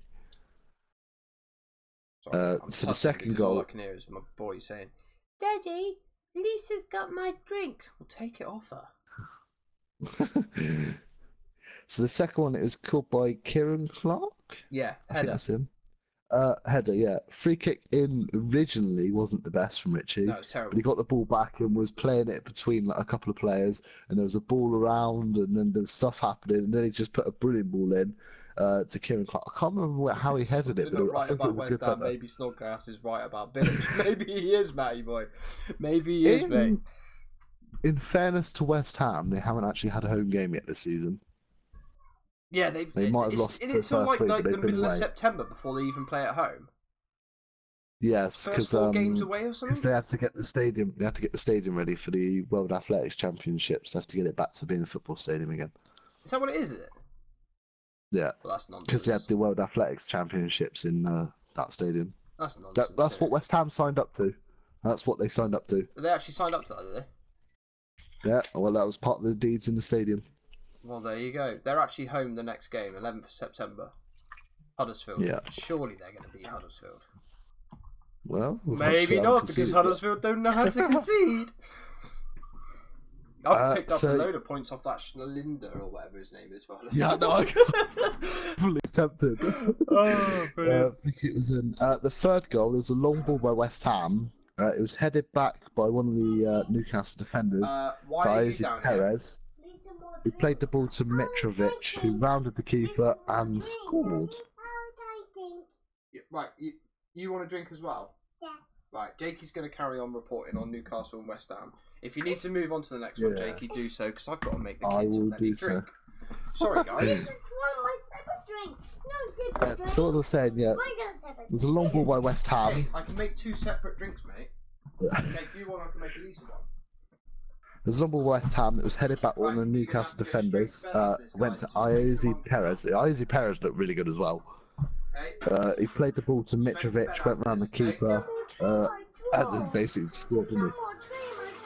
You're not down here to play trains, mate, and you're not upstairs to play trains. You need to go to bed. I could just sit here and listen. It's cool. Yeah, my next bit I put was Joe Hart. I don't think was actually that too bad. You're gonna go to bed. And then my next bit was a highlight afterwards, which Flawless just pointed out. It showed Mitrovic running up and just elbowing Lanzini for absolutely no reason. The kids are stealing this show. Why didn't you close the gate when you came Oh out? yeah. Lisa's up now. Yeah, it showed a highlight afterwards on Match of the Day that I nearly skipped through because I usually skip the bit where they analyse it and stuff because it's boring. It's my job, isn't it? Analysing. Yeah, it's me, Rich Show, just run up and just elbow Lanzini for absolutely no reason. I've got will be repercussions. There are definitely going to be repercussions. He's got a 3-match ban, has he? Off to bed, Elisa. Is that definitely been given? Is it? I haven't actually seen it because obviously I was away, so I didn't see anything to come up. He admitted to it in the end. Well, the cameras are sitting there, so he can't deny it. I haven't actually got much more on Newcastle West Ham apart from that. I'm not listening to you. To be honest, I can't even hear myself. I'm just trying my best not to laugh.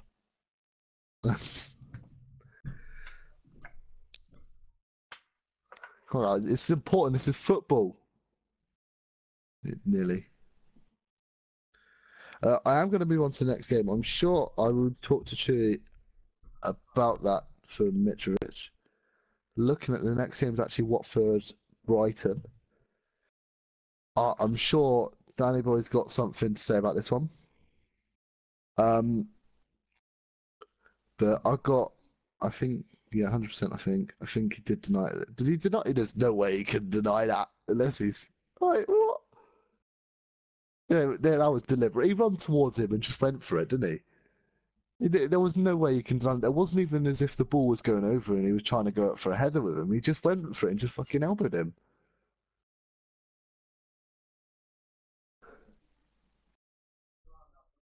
Probably the best challenge of all time. Biggest dive of the year, and unsurprisingly by knockout. He did it again, but this time he wasn't punished. Oh well, Watford unbeaten and looking strong. Come on, you. H. It's not much to talk about. To say I'm about ready for their mum to get in is an understatement. Jesus, H2 Christ. Okay, where are you at, Jakey? So right at the end of the Newcastle game, I don't know if you saw it on Match of the Day. I don't know if you skipped through. I skipped through it and I managed to just catch it because I was trying to get the next game. But Mitrovic in his elbow. Yeah, mate, that was on Lanzini. How has that not been spotted? Apparently, Flawless has sent it and said he got a 3-match ban. He deserves it. It's horrendous. Originally, he denied doing it. He denied doing it. How can you deny it? He's admitted it now. Mate, it was. That's exactly what I said. It was terrible, mate. It was absolutely terrible. It deserves the ban. I mean, it's malicious. It's intent. It's stupid. He's always been like that, though. He's always been like that. He's an idiot. Oh yeah, this is the wrong game for us. That's the Watford game. Oh, they're already getting excited. Right, you went into it, did you? I did. Yeah, I started going to it. I said I'd probably go back to that last bit just to see your thoughts on it and see if you actually did see it or not. Yeah, mate, I did, and it was absolute fucking stupidity. Absolute stupidity. Stupid Mitrovic, but he's always been like that, mate. When Newcastle won the Premier League last time, he's caused so much controversy, and they literally only signed him last time. He picked up so many yellows and reds. I mean, and again, most of the time he was coming off the bench as well, mate. When he was in the Premier League last time, he's a good player, I don't think. He is a good player, mate. He knows where the back of the net is, but he's angry. You know, I think he needs a wank or something before a game. You know what I mean? Just calm down a little bit. I'm guessing he ain't got a female in his life. He's a very angry guy. Very angry guy. Watford were looking good. So I don't know if you've yeah, basically read the 2 comments that Danny Boy has put in. I think the first one was a bit of a joke one. Probably the best challenge of all time, biggest dive. It's probably not got. He did it again. So my thoughts on it: red card, definite. Yeah, mate, looks like he wanted to break Knockout's legs. Do you know what, mate? I've seen worse kicks on Mortal Kombat. That's how good it was.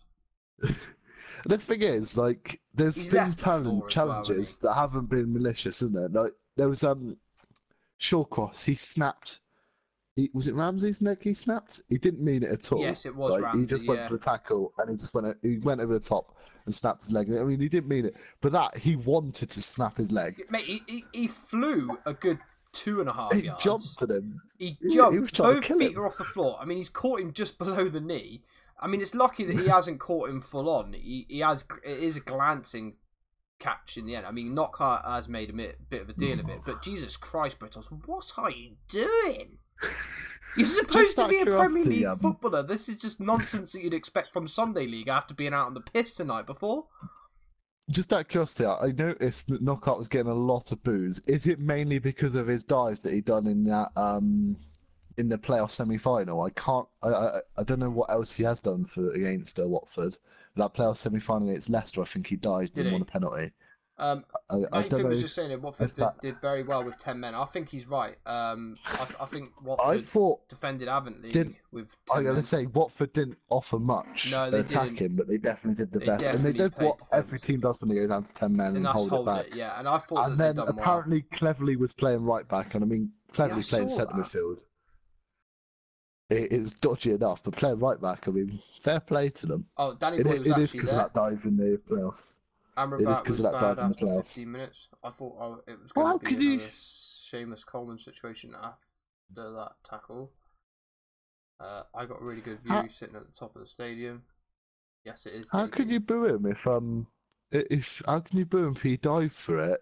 You saved the penalty and you went on to score. I mean, you might not have even scored if you hadn't dived for that penalty. I remember this. I remember seeing the highlights of this. Was it not like 4-3 or something like that? That was the one where they had the penalty. It was saved and then saved again by Gomez, and then Watford went and counter-attacked. And then there was that comment. There was a commentary. I love that commentary. It was like the guy in the commentary just shouted Deeney, and then he said, "Do not scratch your eyes. This is definitely happening," or something like that. That was fucking quality commentary. That was better than the Aguero commentary, and I loved the Aguero one. I mean, apart from the fact where Man United lost the title on it, but I love the commentary. Is that literally the last kick of the game? When City it was, won the league? Yeah, that commentary. Yeah. To be fair, if he didn't do it, we might not have gone to Wembley. That was all about the one. That was what I was on about. You see how bad of a challenge it was then. I'm sure he's talking about. Yeah. I have a season ticket, of course I'll be there. I know you got a season ticket, Danny boy. I know you go and watch the Watford. But yeah, Brighton didn't offer too much attacking. Watford were happy to get the point down to 10 men. This indirect, obviously there was the massive controversy of the indirect free kick. Now I heard the rules of what they said, and it's if there is contact, then it's a foul, but there wasn't actually any contact. It's the process of impeding a player without contact being made still warrants an indirect free kick, apparently. Doesn't warrant the penalty because there's no contact, but it's the fact that they've impeded the force of play. Yeah. So that's where the indirect free kick comes from. Now, I've got to be honest, I would have been fucking baffled myself. I'd have been like, what the fuck has he given an I would have had no idea. Yeah, I would have been baffled. To be honest, I saw it. I was like, well, hang on, is that a penalty? He's just giving it. And then, yeah, I was like, I didn't know that rule until they said it. I didn't, mate. I didn't. But fair play, the referee's got it right. He has got it right. He has impeded. If there was contact, he's like touched his nose with one of his studs, but yeah, he has impeded him. Yeah. But I don't think it's malicious. I don't think the leg's high because he sort of stooped down to head the ball. And at the same time, is it Decore? Decore, yeah. He's like jumped up. Moved his boot. He's got the ball and moved his boot straight away. Yeah, it's definitely impeded him. It's not malicious. It's not a bad tackle. I get the indirect free kick. I would have thought if Watford had lost the game off that decision, we probably would have heard a lot more about it. I think that it's the right decision. It was knockout as well. Was it knockout? Was it? Sorry. They must love knockout at Watford. Sounds like how much Arsenal love Xhaka. But yeah, I think if Watford had lost, if Watford had conceded at that point, I think it would have been a very, very harsh blow to concede a goal from an indirect free kick. You're down to 10 men anyway. It would have been a massive, massive blow. But luckily, nothing come of it. But if it had done, I can imagine Watford fans would have been absolutely fucking livid with that referee. because that would have lost them the game. And it would have been a shame. I think 0-0 was a fair Well, I mean, he result. could have given a penalty for it. Yeah, I think the penalty would have been ridiculously harsh though, because there was no contact whatsoever. There was minimal if there was. I know it's a foul when your foot is high, regardless of contact. But I don't think his foot was high. It was like a combination of the fact that Knockhart was swooping to head. He sort of ducked down. Why he's ducked down to head, I don't fucking know anyway. But he's ducked down to head, and like Decore slightly come off his feet to jump and kick the ball away. So it was like an amalgamation of both. I don't think it's dangerous play, because Knockhart, what the fuck are you doing from like bowing down to try and head it anyway? It's just silly. I don't understand why he did it. I get the free kick and why the refs give that. I just think it would have been harsh if Watford had conceded to that free kick. Yeah. So dived again and got an indirect free kick. He got more boos. Someone loves Lockhart. I didn't hate him too much. I did boo him or make certain hand gestures. So you didn't call him a wanker then? Yeah, I think you probably did, Danny Boy, by the sounds of that. I think you're telling lies. Okay, so that's maybe Watford. He didn't boo him, but he may have made some certain hand gestures. I mean, you got to make hand gestures. Well, this is it. The 5-knuckle shuffle one comes to mind. So we move on to the all-dominating Manchester United at the moment. 10 goals scored, no goals conceded. Again, 100% record though for United. 100% record. It's a very good start. I mean, let's be fair. You beat Leicester though. I mean, even Arsenal could beat Leicester, mate. They're a nothing team, Leicester. Yeah. If it was Stoke, then fair play to you. Do you know what I mean? Because Arsenal can't beat Stoke. Yeah, but we beat them 2-0. I know you scored 4 against them. How many did you let in? 3. But let's remember that one of those was an assist from Xhaka. Yeah, but like, how wide were your defence in that game? Have you seen barn doors? Your defence was like a prostitute's legs. What, really slim and slender? So wide open. I can't believe you walked into that one, Jakey. Anyway, moving swiftly on, more Arsenal talk. Stop hurting my feelings. Sorry, yeah. United not really been tested yet. They haven't, to be fair. I mean, I did say at the start of the season West Ham might do alright this season. Man United smashed 4 past West Ham, and to be fair, since at that time, I thought that was a good result. Yeah, I did. And then obviously you see West Ham's results afterwards, and you probably think, yeah, alright, anybody should be beating West Ham at the moment. And then obviously they went to Swansea. Swansea are gonna struggle this season anyway, I think. However, Swansea were right in the game before United's second, and then it was just an absolute Swansea implosion. And then obviously Leicester. I've got to be honest, I think Leicester's probably been their biggest test so far. Remembering Man United dropped quite a few points to Leicester. Was it last season? Leicester the season Leicester come up, they beat us 5-3 at their place. Yeah, so I think this is probably their best result so far. Lukaku missing penalty though. Whew. United not really been tested yet. Remember Jakey 3-1, Watford 3, United 1. That didn't happen this week, so we don't need to talk about that. We don't. Let's see how many United score past Arsenal. That's the new unit of measurement. Why has he got to hurt my feelings? Why has he got to hurt my feelings? Why have you all got to hurt my feelings? Well, it's he can't possibly play. Surely Mustafi's going to play in that game, though. Surely. I mean, obviously we don't think Liverpool are good enough, so we can rest Mustafi against Liverpool for some unknown fucking reason. Because Liverpool haven't got 3 of like the best attacking players in the Premier League at the moment. No. So do we need him? Do we need Mustafi? We'll get onto that. Do we need Mustafi? Yeah, we'll get onto that. We'll get onto that. So, shall we go into this, man? So the first bit was Matt had a goal disallowed. Yeah. It may not have been offside. Mate, I don't know. It was close. I don't think he was. But mate. I don't think he was. I think the goal should have stood. I think it should have stood. But it would have been given mainly because he was on the linesman's side. Now, if you notice, if there was a defender on that side and Matt was the other side, it probably wouldn't have been given. Yeah, I think you're right because I don't think that he's offside, mate. I really don't. Yeah. It's because he's in front of the defender. The linesman can't see exactly where the defender is in terms. So it looks like, yeah. Yeah. It's a close one. It's a close call. I don't. It was a very close one, and I think the other thing that's given it is because when the linesman's looked at the shot and obviously seen, yeah, he's onside, but then the next time he looks at it, Matt is like 3 yards in front of the defender, put the ball in the net. I think that's the other thing that swayed his decision as well. I'll tell you what though, Schmeichel was fantastic in this game. Schmeichel was really good, wasn't he? Man United could have Man United could have had their 4 again, which is what I predicted. Yeah. I really do believe that. If Schmeichel wasn't on form, yeah.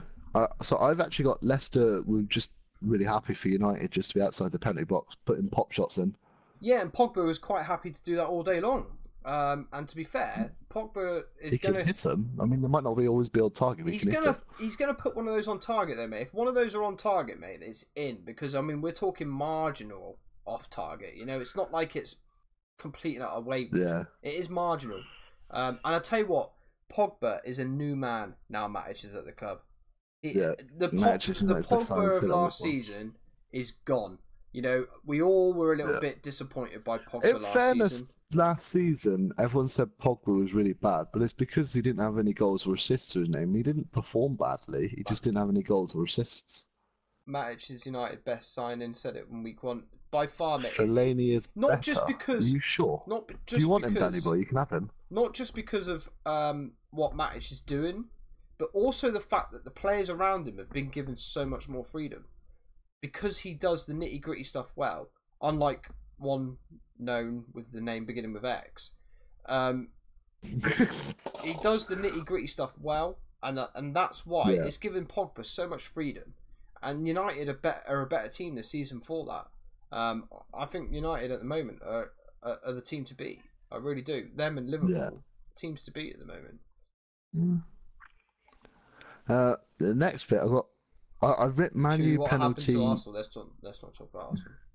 We're coming to Arsenal. I've got Manu penalty. Yes, hit his hand. Don't think he was moving it away. I don't know who. Oh, that was for Man United's penalty. I think he didn't look as if he was playing. This is the Simpson one, isn't it? His hand away.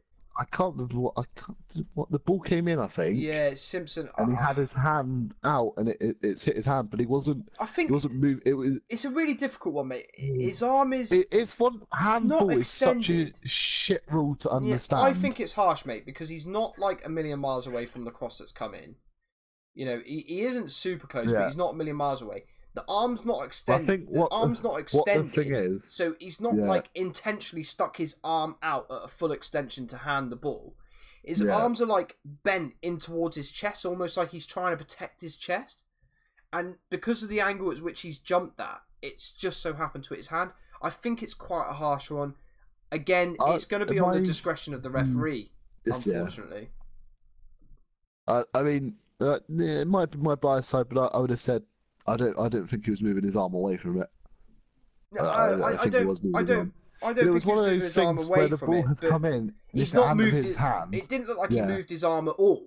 You know, like It didn't look as if he moved it into it, but I think because he hasn't moved his arm away out of the way, the ball's hit his arm. The thing is, though, again, that comes to the point that it's just the way you understand the rule. Yeah, I think it's a harsh penalty, but it made no fucking odds anyway, did it? It's good, yeah. I mean, it was a good penalty. Yeah, I thought it was a good penalty from Lukaku. Fantastic brilliant save. Yeah, fantastic. What a save. Got down really quick. Fellaini getting a goal. It's hardly a fucking goal flawless, was it? Listen to this fucking Fellaini. We'll get to that. We'll get to that flawless. How are you a United fan? Have you ever seen him play? I have, and I'm an Arsenal fan. So you know what? He's the only holding midfielder I wouldn't want Arsenal to sign. Yeah, 1-0. Man United. Rashford with the goal. Rashford was actually dropped for Martial. Yeah, Martial had come on for the last 2 games and scored. Yeah. So Rashford came on for Matto, I believe. There was a corner in from Mkhitaryan. This is the first real bit of poor defender from Leicester in the whole game, I think. Rashford was just left unmarked, and I think Rashford was surprised at how unmarked he was because his shot wasn't the best. Yeah, I was surprised, mate. I think it was. Oh, who was it that was marking him? Was it Iniacho? I can't remember. I don't know who was marking him, but they left him. It was terrible. They just left him the space. I think it was Iniacho. I'm not certain. Number 25, they said it on the commentary. Rightly. 25. I think it was number 25, if I remember rightly. He was definitely a black guy as well. I just don't know off the top of my head. I think it's Iniacho, mate. but it's Indeedy. Indeedy, is it? So it was definitely number It's 25. number 25. Indeed, it was definitely number 25. I remember it being 25. I couldn't remember exactly who it was, but yeah, Indeedy. I mean, it was terrible defending, mate. I mean, he had not only was he not marking him, but he had a good 3 yards on him. Yeah. It was pretty poor. I mean, and I think he was surprised how much space he's given. His shot wasn't the best. Schmeichel possibly should have saved it. But do you know what? After all the saves, his hands were probably stinging at that point, mate. He's like, oh, for fuck's sake, just leave me alone. He's like, fuck it, I'll palm them the net. They might have a bit of a chance now. He's probably had enough about it, you know what I mean? Like, he's probably been like, look, these defenders need to fucking wise up. I'm letting this one in. My hands are hurting. He got his hand to it, for fairness. I know, yeah. I thought it was just a bit unlucky, to be honest. Yeah. I think if Rashford hits it clean, if Rashford hit that clean, I think going to save it. Well, that's it. I don't think he gets a hand to it. I don't think he gets a hand to it. Then 2-0, as much it pains me to say Fellaini, it means he might not sell in this transfer window, which is a shame. I'm not being funny, It was a great pass by Rashford to Lingard. We can't even call it a Fellaini goal. It's a Lingard goal that's deflected off of Fellaini. It was on target. It's not even a Fellaini goal. It's a Lingard goal. And just because Fellaini wears a red shirt, they've given it to Fellaini. If you ask me, mate, if that deflects off a defender, that's a Lingard goal. Because it is a deflection, mate. That is all it is. It's on target. And it's deflected in the opposite corner. The other thing that they spotted was Fellaini might have actually been offside I think he is for this one. I don't think Matters is. I think Matters onside, but I think Fellaini is offside. So not only does Fellaini nick Lingard's goal, but he's also cheating the other team as well. So he's cheated both teams in that point. He's cheated Lingard and he's cheated Leicester. That's Fellaini for you guys in a nutshell. Dirty, horrible cheat. And he has the cheek to point at his own name when he scored. And I'm thinking, mate, you haven't scored a worldie. What are you doing? You know, you'd think that he'd just won the World Cup the way he was pointing at his name on the back of the shirt. Yeah. Hey, Fellaini for you. Anyway. He is a penis. Flawless has just put, I knew you two would react to my comment like that. Fucking. Why did he have to get a goal? And then Warrant's bringing him on as well. Yeah, like everyone's agreeing with us, mate. They also think it was offside. So that's a few of us there that think it's offside. I think he's offside. And plus the fact he's cheated. He's cheated Lingard. Poor Lingard. You know, the poor little turtle face buggers lost out on a goal there because of the ridiculous Belgian Yeti. Somehow manages to put a Man United shirt over his head every week. Don't get it. Imagine Fellaini if Sir Alex Ferguson was in charge. He wouldn't even make the fucking under-23 team. He'd have a skinhead, I know that much. Ferguson wouldn't fucking go into the change room fucking licking his hair every time, you know what I mean? It's a ridiculous haircut, that, isn't it? Can you imagine what all the other players think? Like, I bet they get changed in the showers, mate, because his hair takes up the fucking changing room. Yeah, should we move on before I get depressed at seeing Fellaini's name mentioned more? Oh, you're depressed at seeing Fellaini's name? I'm depressed at seeing the name we can Arsenal. take our time and keep that result 2 from the bottom there up. But... Right, so unfortunately, Jakey, this is going to have to go on to you because I didn't have time to watch Match of the Day 2. So this is on you, my furry friend. I did have time to watch Match of the Day 2, and I was getting a little bit bored of the Match of the Day things at this point, so I wasn't taking like 100% notes. I was taking more notes on the goals. Oh, mate, I watched Match of the Day. I come in. What time was I don't know, but I would watch Match of the Day and then I watched Match of the Day 2 straight afterwards. And obviously, Match of the Day ends with the shit game, so I just watched Huddersfield, Southampton, and Watford, Brighton, which weren't the most entertaining. And I went straight into Match of the Day 2, where it had a slightly exciting start, and then it went on to a bit different. But yeah, so the first goal, it was Fabregas. There was a quick free kick by Chelsea. The ball ended up. I must admit, I didn't actually watch the entirety of the goal. I didn't know it was going to result in it. But there was a quick free kick somewhere. The ball ended up to Morata, who tried to pass to Fabregas originally. It didn't work. The ball came up. He reacted the quickest, headed it down to Fabregas, put it home. Of course he did. Happy days. Finished it really well actually from Fabregas. Good finish. Yeah. And then the second one, which was Morata, Everton was sort of holding Chelsea outside the box, stopping them from getting anything in. Morata scored again, did he? Yeah. and we slewed them quite a bit, didn't we? Yeah, we did. Yeah. So the ball fell to Azpilicueta, a bit further back, probably about 35 yards out on the wing. Put the ball in to Morata, really good ball in to Morata, headed it home. And I said also Chelsea looked very good. Everton didn't look like the Everton we'd seen against Man City. Oh, really? Because they were really good against Man City. Yeah, they looked really good against City. And they looked all right against Stoke as well on the first day of the season. Yeah, they and did. We know how hard it can be to play Stoke. And they were pretty terrible. Yeah, I mean, being an Arsenal fan, I know how difficult it is to play against Stoke. Fuck my life. But yeah, so Everton not looking convincing enough then. With all these signings, Everton didn't look very good. I don't know if it was just Chelsea looked really good, or if it was just Everton. So Chelsea probably just turned the screw this week then. Chelsea looked really good against Everton. I mean, Everton had a few good chances. There was a naughty tackle by David Luiz on Calvert-Lewin. There's a surprise. They were muscling each other for the ball. Calvert-Lewin won, and then David Luiz got a yellow for it, obviously. Everton are tired and out of fitness, they say. More press-ups needed. They have been playing Thursday games, which is why they're all on the Sunday. That's true. They've been trying to qualify that can take out of you, especially when they haven't got a depth been squad, making many changes to the team. Yeah, they haven't got a depth. That's probably why they made so many signings. Yeah. But Pickford was pretty good. Yeah. They said quite early on in the match today that Pickford could end up thinking he's playing for Sunderland again. The amount of shots he's having. Well, he's used to that, to be fair. So yeah, I thought Chelsea looked pretty decent. Everton, not so much. Happy days. Okay, so Everton's an interesting one to watch there, I think. So I presume you're moving on to West Brom and Stoke. West Brom Stoke. I've there got was to be honest, a penalty just that shout. fixture tells me, fucking hell, this must have been a bore. What was it like? I mean, it was a bore for me. It wasn't the last game on there. Fair enough. It had been a long time. I mean, match today, they're both like an hour and 10 minutes or something. Yeah. So it's just been an hour and 10 minutes of just watching solid highlights of football. And then obviously I pause it to type my notes so I don't miss much. I did the same there was thing, early. Yeah. So there was a penalty shout from Choupo-Moting for Stoke. He looks decent. He just he looked a good player. Yeah, he was good against Arsenal as well, mate. This sort of took a minute. He just run into the players and just threw himself on the floor. Oh my god. So I'm sure Mark Hughes in charge of Stoke, isn't it? Yeah. I'm sure Mark Hughes will give him a good slap for that. Fair dues. Do you know, I think I actually did see the Crouch goal for this one.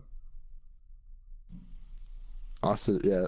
Of course I've seen it. I've fucking written the notes on there. Did Crouch score last? I think I watched the last of this game, I think West Brom were 1-0 up. Were they 1-0 up? Yeah. Yeah. That's my next bit. 1-0 West Brom is Jay Rodriguez. I watched the second half of this live, I think. Alright. Oh yeah, so the 1-0 to West Brom was scored by Jay Rodriguez. The first bit, Alan Neom? Yeah, Neom, yeah. Ran down the wing. Am I right in thinking Neom played for Watford, Danny? I think you're right, I think he did. Actually. Anyway, Neom was round down the ring. He looked really quick, actually. Come down the wing, put the ball in. Originally, it was missed by 3 players, 2 Stoke players and 1 West Brom player. Who was the other West Brom player? I don't know who they were. Berahino? No, he don't play for West Brom anymore. He plays for Stoke now.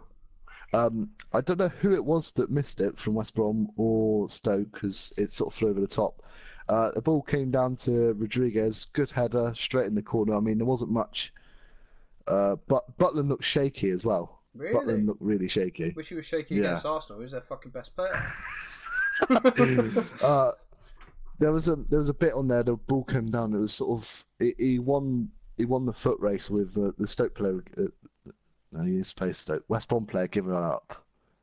And he went to catch it and somehow missed catching it and dropped it and it went out for a corner. Good lord. But that's something I'm sure we'll get onto at some point. Well, actually, that is it. That's basically all it could be. Do you know what? I definitely. I do agree. I remember Jay watching Rodriguez that, mate. looks I remember really watching good. it. I was watching it at this point, and I remember him doing that, and I was thinking to myself, "Shit me, why couldn't he do that against Arsenal?" I will admit, Jay Rodriguez he definitely doesn't look like a player that's been out for 14 months with a knee injury. I tell you what, the thing is, right, is I've seen a couple of highlights from West Brom. Rodriguez is looking like he is getting back. He's to looking the like the form man before he got injured. And I tell you what, mate, you never know. He may force himself an England cap again. I was just about to say the same thing, mate, because he was on the fringe of doing it last time. And if he carries on the way he's going, he was selected, mate. Yeah, but he got injured. Wasn't he got selected, but he couldn't go because he got injured.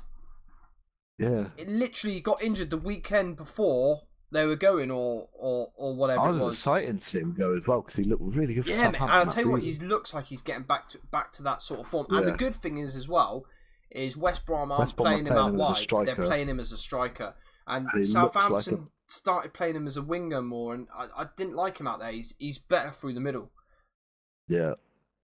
And then 1-1, Peter Crouch continuing his headed goals. I think he's scored the most headed goals in the Premier League. He's got another one.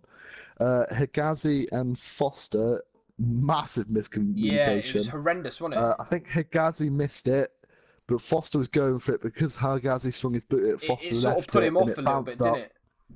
Yeah, and it bounced up for Crouch, and Crouch just nodded in. Nodded it in. Rodriguez to Crouch, Arsenal. I'll take that. You'd take anything in a minute. Alright. Fucking Dwight Gale. You put a bid in for him yet? Oh, fuck off. Yeah, there is a limit. Other than that, I mean, I must admit, Oxlade-Chamberlain's having a I don't know if you see it. 9:10. Yeah, I said that, I think. Yeah, I think you did. I'm just saying it again. Yeah, well, fair enough.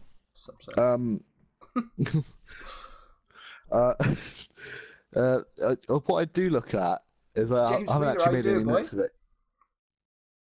James Wheeler? Yes. Playing him as a holding mid.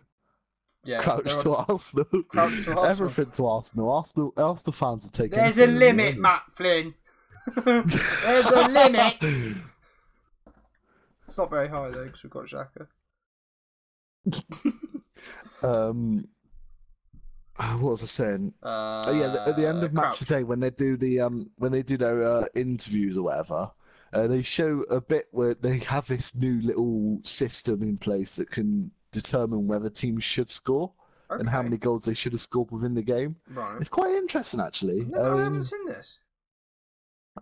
Yeah, it's like one of the last. They show all the stats like who got booked, how many shots on target they had. Obviously, we're skipping it through, so obviously, obviously I skip it through, and I only noticed it because I was writing some notes down at the end of the game when I saw it, and ever since then I've watched all the fucking interviews just to see what they come up with. Some of it, I think, it's quite accurate actually for the score lines. For Watford and Brighton, I think it said Brighton should have scored 0.97 goals. So obviously that's under a goal. Yeah. And Watford should have scored 0.67, something stupid like that. How are they getting these stats? So it determines And who determines it? Shots... Like some superstar robot or something? I don't know, but okay. It's that thing that determines whether a keeper should have saved a shot or whether it should have gone in, stuff like that. I think me and Matt I don't know how it's determined, but it's quite clear. Generally think we're going to fall out, Matt Flynn. That would be pretty good, them doing the robot, but I mean, they'd probably do it You'd probably do it scoring against Arsenal, yeah. That's what I was going to say. Shoot at the TV if that ever happened.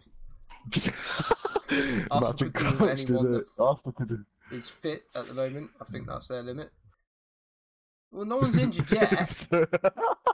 Yet you got international players here. Cue the Lacazette injury. Yeah, but we rested him though. France, does he? We rested him though, didn't we? We rested him so he could play for France because obviously Wenger's French. We rested him against Liverpool, obviously being the minnow team that Liverpool are. We rested our £50 million. What the fuck? We're getting to that, Chewy. We're getting to that. That's next. I think let's go for it, Chewy. Come on. Go on, open up. Well, Xhaka. Get your tears running. First one, Xhaka. Again, third mistake in 3 games. Why is this boy still putting an Arsenal shirt on him? Honestly, Coquelin should be playing. All credit where credit's due. I mean, I didn't think Liverpool were the best, especially at the back. We didn't really just a quick pause. Someone's just put a thing in there. Unleash I don't know if the you wanted Chewy. to do anything with that. Who's this? The Mafia Addict free multiplayer game. Join mafiaaddict.com and create the most respected mafia in the world. Well, I don't respect no mafia. By the way, mate, you've got a picture of a smiley face with glasses on. Call yourself a mafia man? Yeah, you're fucking stupid. Cheers for the view, though. Thanks, though, mate. Cheers, mate. Happy view number 900. Kabul to Arsenal. Akil Fema to Arsenal. Kabul to Arsenal. Unleash the Chewy. Popcorn made just in time. Oh, no, not again. Everyone's waiting for this. Come on, Chewy. They are. Credit where credit's due. I don't think Liverpool are the best at the back, but going forward, my fucking word. These boys are absolutely on fire at the moment, aren't they? I don't remember the first goal very much. I know that Xhaka was at fault. Was it Firmino? Firmino, yeah. I've got a ball on the edge of the area. Gomez puts the ball into a box to an unmarked Firmino. That's right. He was completely unmarked. Yeah, I do remember. It was a header, wasn't it? Middle of the goal. Czech should save it, in my opinion. But it is close. Yeah, the first goal, but it come from Xhaka again. Xhaka misplacing a pass.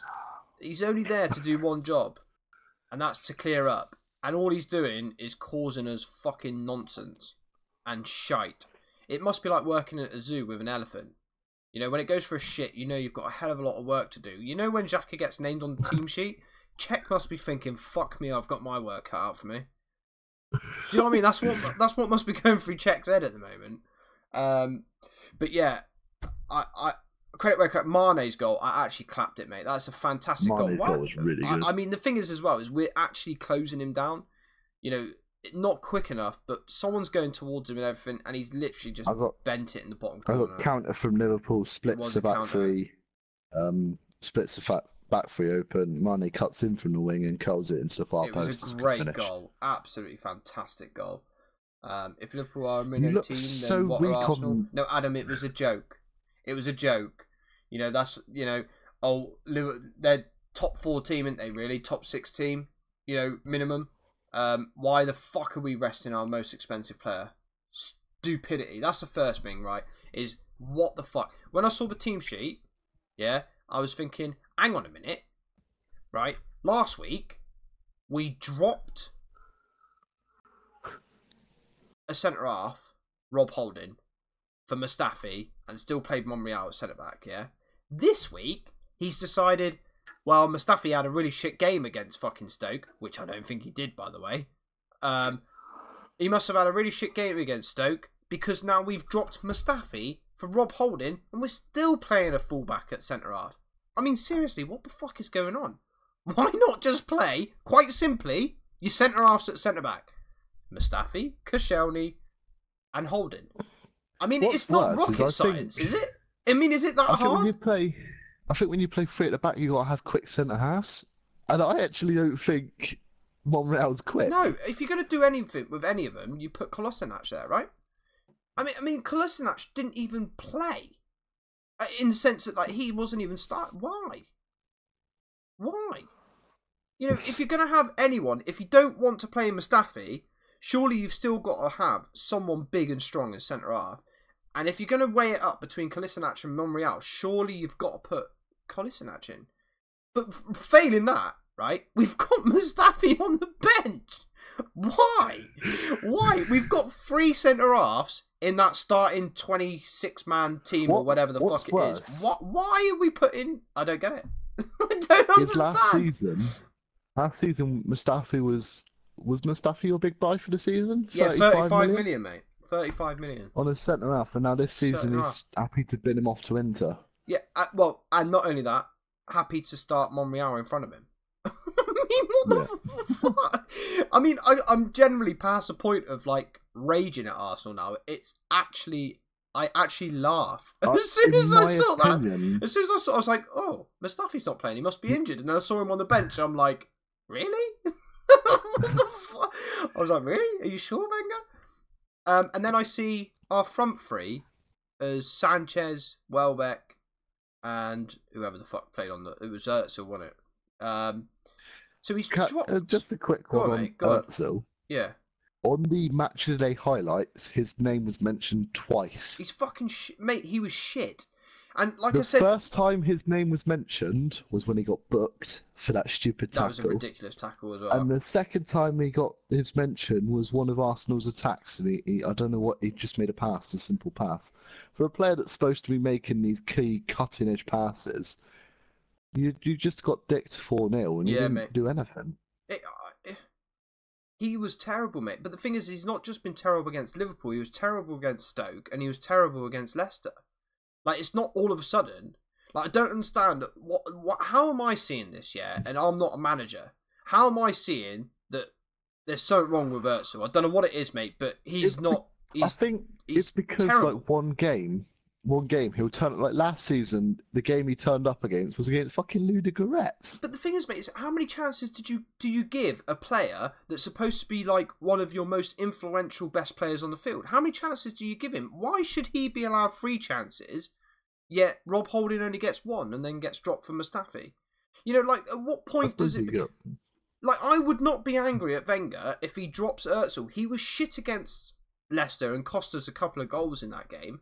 He was shit against Stoke, and he was fucking terrible against Liverpool. Like, surely he doesn't start the next time we play, right? Well, in my opinion, why is he starting? It's just, I don't get it, mate. Like, just because of his name? Are we going back to, like, an England scenario with Rooney? Like, Rooney started, even on the left wing, because his name was Rooney, you know? Like, are we getting to that point at Arsenal that Özil is an unreplaceable player? Because it's Özil. I mean, it's just fucking stupid, I suppose when you play, he's your second highest earner, I would have thought, by Sanchez. Yeah, I'd agree with that. He is, probably. It doesn't matter how much he gets paid. He's got to play. It's like, yeah, but the thing is, he's going to get paid that regardless. If you put him on the bench, he's gonna get paid that anyway, right? So I get that. All right, if we're going to pay him, we might as well play him. But at the same time... But he doesn't want to. He doesn't him want and Sanchez, to play. No, you can see... Mate, neither of them look like they wanted to be there. And that's the first time, to be honest with you, that I could honestly say that Sanchez has had a bad game. In fairness to Sanchez, even though I don't think he wants to be Arsenal. I don't think he's enjoying his time at Arsenal. Vieira would have booted him off the pitch. Mate, Matty, if he played for us... You know, like when I played for you, Matty, yeah? If we had a guy like Özil in our team, mate, I'd have been turning around to you and saying, fucking get him off, Matty. He's doing my twatting. He's moaning at me, yet he can't be bothered to track back. You know what I mean? Like, what? I don't understand how the other teammates, mate, are not saying. And then, do you know what? Do you know what I saw? When Salah picked up that ball, mate, and blitzed it halfway up the field from our corner, right? Özil fucking put his arms up because he misplaced a pass because someone wasn't there. And it's like, hang on a minute, you've just missed it. And he put his arms up as if it was someone else's fault. Hang on a minute, mate. Until you decide you're going to do some nitty-gritty work, you've got fuck all right to have a go at me. Yeah, if I was on his team, mate, I'd literally get him in the showers and bully him. He would fucking piss me off that much. You know, if I'm working my arse off and I've got that dickhead doing that, I don't understand how, like, he hasn't been shunned by the players. Because we're talking 3 games now. 3 games in a row, he has been terrible. Supposedly our most influential player on the field, understandably, you know, and he's been our worst. Oh, there we go. Actually, second to worst. Jack has been our worst. I don't know, man. I just think with all ranting aside, because I mean I'm not ranting anymore. I'm confused more than anything. I don't understand. I mean, the lineup alone. Welbeck in front of Lacazette. That confused me. I don't know why Lacazette was playing. We just spent 50 million on him. So what, is Welbeck better than Lacazette? Because Welbeck couldn't get in front of Giroud last season. So at what point does Welbeck now become our one and only striker? Why didn't Giroud play? If you don't want to play Lacazette, why don't you play Giroud? I don't get that. You know, I'm so confused as an Arsenal fan of that starting lineup. It's beyond belief. And as soon as I saw it, I was thinking, I mean, I predicted Arsenal losing 4-2 last week. I predicted us losing 4-2. I've got the 4 bit right. Do you know we didn't even have a shot on target, mate? The whole fucking 90 minutes. Yep, I've got that put down there. No shots on target. No shots on target. Right, and I've not watched Match of the Day 2, guys. This is just from my own personal memory of the game. Not one shot on target in 90 minutes for an Arsenal Football Club. When have you ever known that, Jake? Even when we got dicked off of fucking Dortmund, Bayern Munich in the Champions League, mate, we scored 2. We should actually put something in there. We scored 2. Ian Wright Do you know saying what I mean? Wenger should go, Stinks. I'm Ian Wright confused, guys. saying Wenger should go. Yeah, Ian Wright has categorically stated that Wenger should be out. Ian Wright, mate. I think... And he's quite a fan of him. We've said quite a bit here as Arsenal were really poor. They were terrible. But Liverpool were brilliant. Going forward, Liverpool were fantastic. But I'll tell you what, the few times that Arsenal... look a bit shaky when Arsenal the few times that Arsenal did attack them, I mean, we are talking a few times.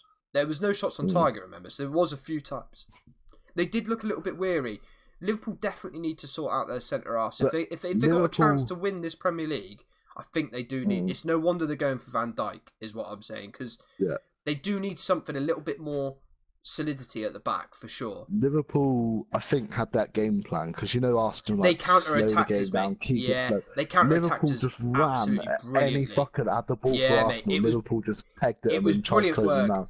It broke up our passing game. For Salah's goal, which I think Matty mentioned 12 seconds. Matty said was like 12 seconds. Was it? 12 seconds from corner to goal. Come to Bellerin. Unfortunate for Bellerin, it was unfortunate, mate. It wasn't his fault, mate. It was that stupid height. Salah come just absolutely blitzed through. I mean, no one caught up with him. And unfortunately for Czech, because Czech I thought was really good. He was saving shots left, right, and centre. Yeah, Czech was decent. Salah should have had a hat trick easily in that first half. Yeah, he should have. He finally got the better of Czech. Finally got there.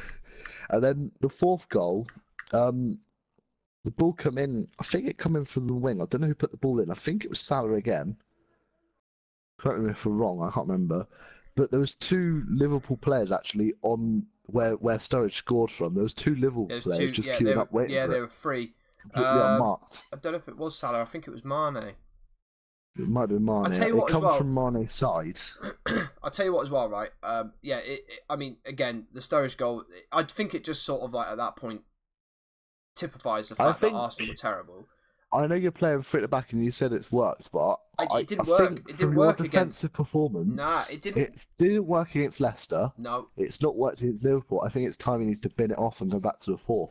I agree, mate. And do you know what, mate? When we went back to a 4, we actually looked a little bit more solid. But then Sturridge did score his goal when we went back to the 4 at the back, mate. Was it when back at the 4? Yeah, we actually swapped it sort of about 75 because it still looked you're now 3 at the back for the goal in my opinion. I mean, I think it was because Holding stepped up, which you can't do when it's free. Yeah. He stepped up to try and close down one of the Liverpool players, and they just so there was only 2 players back then for the cross. I think it was the left. I think it was Monreal, mate. Had committed himself too much on the left hand side. So I think it was him that was missing, because Bellerin was back there, but not fully back there. I think the problem you've got, mate, is when you swap from a 3 at the back to a 4 at the back midway through a game, your whole game plan has been worked on as like a 3-5-2 or whatever you want to call it, 3-5 fucking whatever they say it is. Like, when you swap, I'm sure, regardless of whether you're a Premier League player or not, mate, your mentality takes a little while to take over. And obviously, if you have like a little slight lapse of concentration, you're gonna struggle. But with all that said and done, mate, I thought Liverpool, we made Liverpool look better than I think what they were, but Liverpool were extremely good. You know, like, if we'd have put half a bit of effort in, I don't think that Liverpool would have beaten us. I think they still would have beaten us, but not as badly as that. I mean, it was absolutely woeful. I mean, credit where credit's due, though. I thought that Mane had a great game, but Emre Can, mate, what a fucking player he has turned out to be. He literally dictated everything in the centre of that park. I think now he's been allowed to play in that centre midfield, because beforehand he was playing centre back, he was playing right back. They were playing him on the wing. They played him everywhere. Yeah, I tell you what, mate. Apart from in the middle, because Brendan Rodgers was. I think Brendan Rodgers was set on Henderson and Lucas in that centre midfield. Yeah, Lucas. And they had Gerrard as well at the same time. And he was set on them in the midfield and was like, no, Emre Can, you can play centre back, you can play right back, you can play right wing, you can play left back, left wing, everywhere. He just wouldn't let him in that midfield. He is unbelievable. Klopp comes in and has actually put him in that midfield, and he's done it. He's finally actually turned into absolutely the player fantastic. That everyone thought. I didn't rate him 2 seasons ago, mate. I thought he was pretty pumped. Matty Flynn's said what everyone was saying before he moved to Liverpool. He would be a future Germany captain, and I think that is something he definitely will be. I think you're right, mate. I thought he was absolutely outstanding. Like, I think Arsenal made Liverpool look very good, But take nothing away from Emre Can. He dictated everything, regardless of even if Arsenal did decide they wanted to play. The form he was in that game, we still would have had trouble because he was fantastic. He was absolutely brilliant.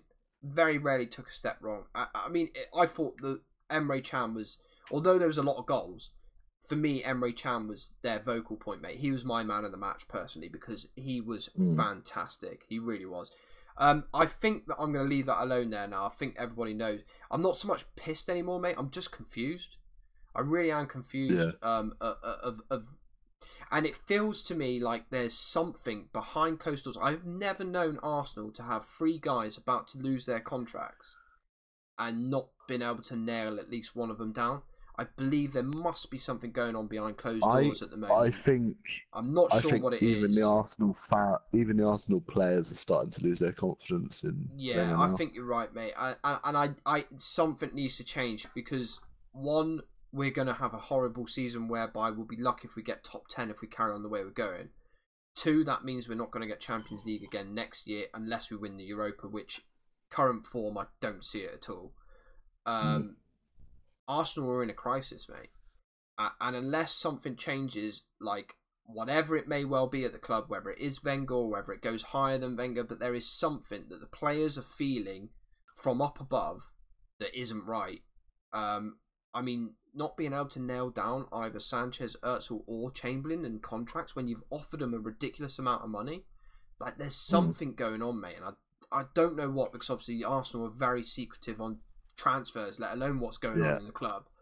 But I fear for what's actually happening. I mean, and now Mustafi's only been there a year, mate, and he's actually contemplating the idea of going to Inter. He's only been there a year. You know, so something is going on, mate. I don't know what it is, but something is definitely going on at Arsenal, and it needs to be. Results worrying, especially with no mention of players coming in. Yeah, mate, it needs to be sorted. I'm more of a confused Arsenal fan than I am pissed. Credit for Liverpool, though, mate. They were fantastic. But I do believe that it could have been any one of the top 6, mate, and the outcome would have been the same. I just think that we were that bad. If we'd have played City, they'd have done us the same. United would have done us the same. Chelsea would have done us the same. I don't think it would have mattered. Those top 6 Spurs, those top 6 clubs would have smashed us in exactly the same importance. The thing with Arsenal is 90% of the time they start off the season slow, but there's usually a spark in it that you can see coming, but there isn't one this season. It's not there. I mean, they've looked okay going forward, but regardless of whether we've looked okay going forward, mate, we've dumped what? Yeah. We've dumped 9 goals. 8 goals already in 3 games. 8 goals in 3 games, mate. You're the second highest conceded team in the league so far this season. It's not good enough for a team that's supposedly challenging for the Champions League again. I don't see it, mate. I'm a deflated Arsenal fan. I'm a realistic Arsenal fan as well. We'll be lucky to get top 10 at this rate. The players don't look like they want to be there. They just don't want to be there. They do. And I remember a comment from Phil Neville while I was watching that live. Yeah. Right, and Phil Neville was that furious, mate, with obviously the Billy Basics that Arsenal weren't doing, that he literally turned around live on air and said, if this was my Arsenal team, I'd put every one of these 11 on the transfer list. Because not one of them... You mean Gary Neville? Sorry, Gary Neville. Because not one of them is doing their job. I mean, I disagreed with him slightly. I thought that Koscielny done okay. I thought that Bellerin done okay. And I mean, Welbeck done what Welbeck does, which is just pretty much run. But as for the rest of them, mate, I'd have to agree with him. You know, I was sat there in my chair thinking, you know what, Gary? I can't even say you're a fucking dick because I think you're right. Yeah. You know what I mean? I think if it wasn't for Czech, that could have been 6, 7, maybe even 8. It could have been more. And, you know, if Ospina's in goal, mate, it would have been a fucking travesty. I mean, like, this is the first time I think, actually, I've watched an Arsenal... Well, I mean, I saw the highlights, didn't watch it, but it's the first time I thought that Sanchez doesn't even want to play. I mean, Sanchez was putting in effort beforehand, even though he wanted to leave. Even though he wanted to leave, yeah. He even looked like he didn't fancy it, mate. He wasn't up for it. I don't know, man. I think we'll leave Arsenal Liverpool alone now. I think we'll leave the Arsenal subject alone now. But yeah, I'm worried, man. As an Arsenal fan, I'm worried. We're obviously today, tomorrow.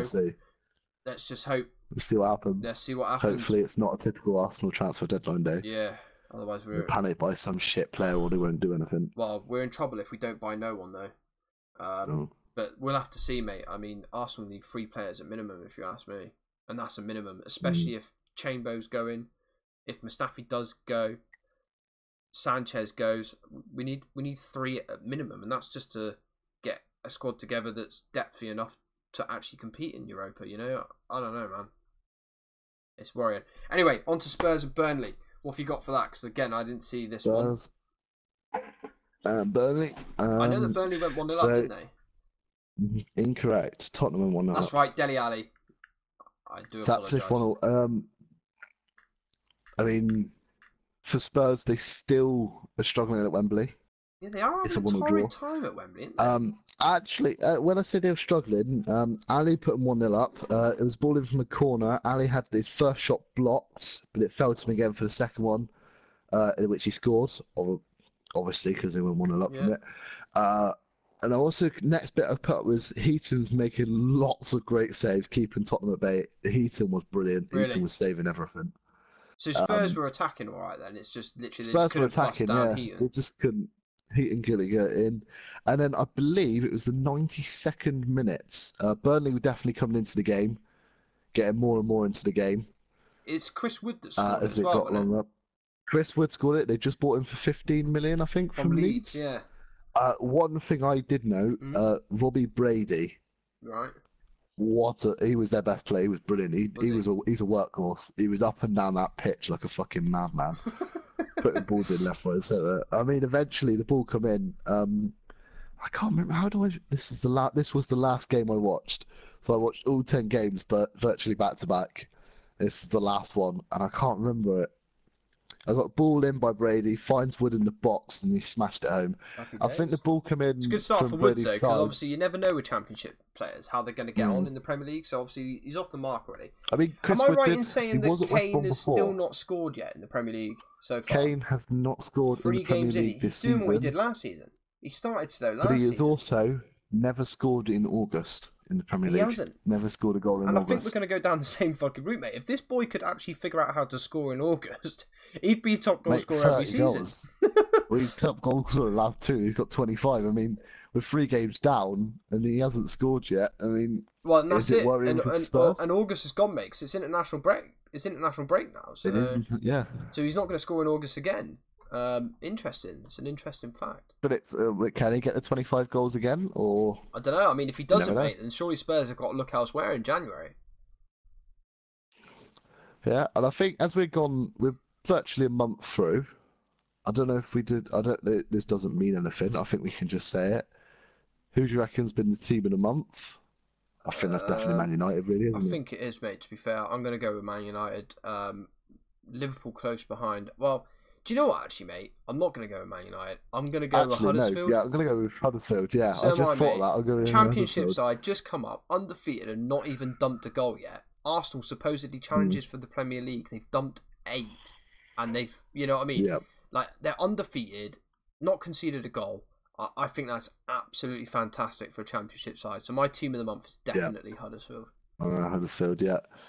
Also, we usually do this as well. The team who reckons been the best team of the week.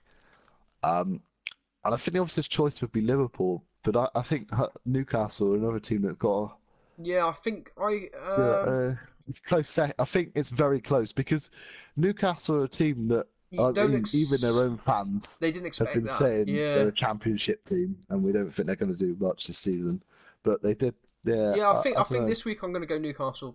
Liverpool were very, very good against us, but let's be fair, it was a torrid performance from Arsenal, whereas West Ham weren't horrendous. West Ham have definitely been the flops of the month. They should have. Yeah, flop of the month for sure. Do we want to have a player of the month? Who we reckon's been our best player, or do we just? I mean, there's so many, isn't there? Yeah, I'm just trying to. I'm actually, believe it or not, I'm between Salah and Rashford. Salah's a shout. I don't know if Salah's been. I mean, he could have had so many goals against Liverpool. He should have scored more, but he definitely brought something to Liverpool that he didn't have. Do you know who I'm going to say, mate? Just because it's affected the whole team. and that's Matic. Yeah. I'm going to go with Matic. That's a good just shout. Purely because it's affected the whole way of Man United playing. Yeah. Fair dues. I think I'm going to stick with Salah, actually. Fair dues. Danny Boy's gone with Firmino. Do you want a quick rundown of the table whilst we're at it? Yeah, I can. No, that's not. No. Do top 6. No. Top 6. So top Man United, goal difference 10, 9 points from 3. Second is Liverpool with 7 points. And they've got a goal difference of 5. Third is Huddersfield, also on 7 points with a goal difference of 4. That's crazy. Then we got Man City on 7 points. So we've got 4 teams on 7 points. So Man City are in 4th with a goal difference of 3. And then West Brom are 5th, also on the 7 points. West Brom are undefeated as well. And they've got a goal difference of 2, so they're all undefeated. Man United with a 100% record. Also undefeated is Watford and Southampton. Interesting. And then, rounding off the top 6 is Chelsea at the minute on 6 points with a goal difference of 2. Fair play. There's quite a few unbeaten teams there, isn't there? Brighton are still undefeated as well. So they are. And they're 17th. Unlucky. Oh, no, wait, no, hang on. They have been defeated. No, I was looking at how many goals they scored. Oh yeah, I was as well. Because you said it, I was like, oh yeah, so they are. I was like, surely they've lost. They've only got 1 point. Okay, so 7 teams undefeated, but there's only one with a 100% record. Can they keep it going? Mm-hmm. Right, okay, let's move on swiftly, because time is cracking right on here. Is that the time? Yeah, mate, it's because of my Arsenal rant. Arsenal rants. Okay, so our predictions. We'll just rattle through these quickly, Jakey, but we actually ended up with both 7 points each, mate. Both of us actually predicted a correct score each, which is pretty decent. So you predicted the Brighton and Watford game, and I predicted the Stoke and West Brom game. We both ended up with 7 points, so that still keeps you 1 point ahead of me, mate. The same as last week. I believe you was on 14 and I was on 13. So, prediction review. You're keeping me at bay. Again, though, because of obviously anything could happen with this. Did we want to keep another separate table on how many times we got correct scores, or is that too much of a pain in the ass? No, it's not too much of a pain in the ass, mate, because I can just tally it up as and when we get it. You know, I could just have one underneath. I think we're on 2 each. It'll be interesting to see who gets the most. I think so, yeah. I think we're on 2 each. Oh, I've got the spreadsheet here. Or am I 4-3? I don't know. So 1 all, obviously that one there. Then I got 1, so that's 2-1 to me. Then you got 1, so that's 2 all, mate. We're actually 2 all at the moment. 2 all. Yeah. Fair dues. 2 all, 1 correct. So that'd be interesting to see who gets the most correct scores over the season as well. I'll take that, mate. Yeah, I'll take that on board and then I can just pop it underneath, and I'll just call it a correct score table or something like that. So yeah, both got 7 points each. So not bad predictions. 7 points. I think it's our highest haul, you know, Jakey. Oh no, you got 10 points. 7? No, I've got 7. 10 points on the first week as well. So, but 7's my highest. I ain't got nothing higher than 7 so far. Okay, so what we've done then. Oh no, we're going on to fantasy review, and then we shall show you what we've done for this week's predictions. Okay, so Jakey fancied putting in our position and how many points we've actually got in total on the Fantasy Premier League. So as you can see in pink, I am 3rd in our table with 165 points, and Jakey is 12th with 131. However, I'm pretty sure Jakey's is about to change. I won't spoil anything. I'll let Jakey tell you about what he's done and why he's done it next week. No, it won't be next week. It'll be the week after. It will be the week after, The week after. So there'll be no fantasy football review this week either. Next week either. So it's going to be quite a short show next week. But hey, that's all right. We will be covering deadline day, though. Yeah, we will be covering that, which will take a little bit of time. I'm sure I'll be crying again because Arsenal didn't sign anyone. So yeah, I mean, I didn't have an amazing week this week. I was really surprised to see myself pick up 42 points, to be perfectly honest. Mainly because none of my strikers done anything. Chikorito didn't score. Lukaku missed a penalty, which was brilliant because he was my captain. and Lacazette, for some unknown reason, was on the bench. So yeah, I didn't get any goals. Luckily, I had Schindler automatically subbed in for Kolasinac, because again, I thought Kolasinac was a dead cert for starting. Believe it or not, he was on the bench. So yeah, Kolasinac luckily got taken away, because I think he probably would have been on like -2 or something like that after conceding 4. So Schindler got automatically subbed in. Bertrand and Vertonghen only got 2 points.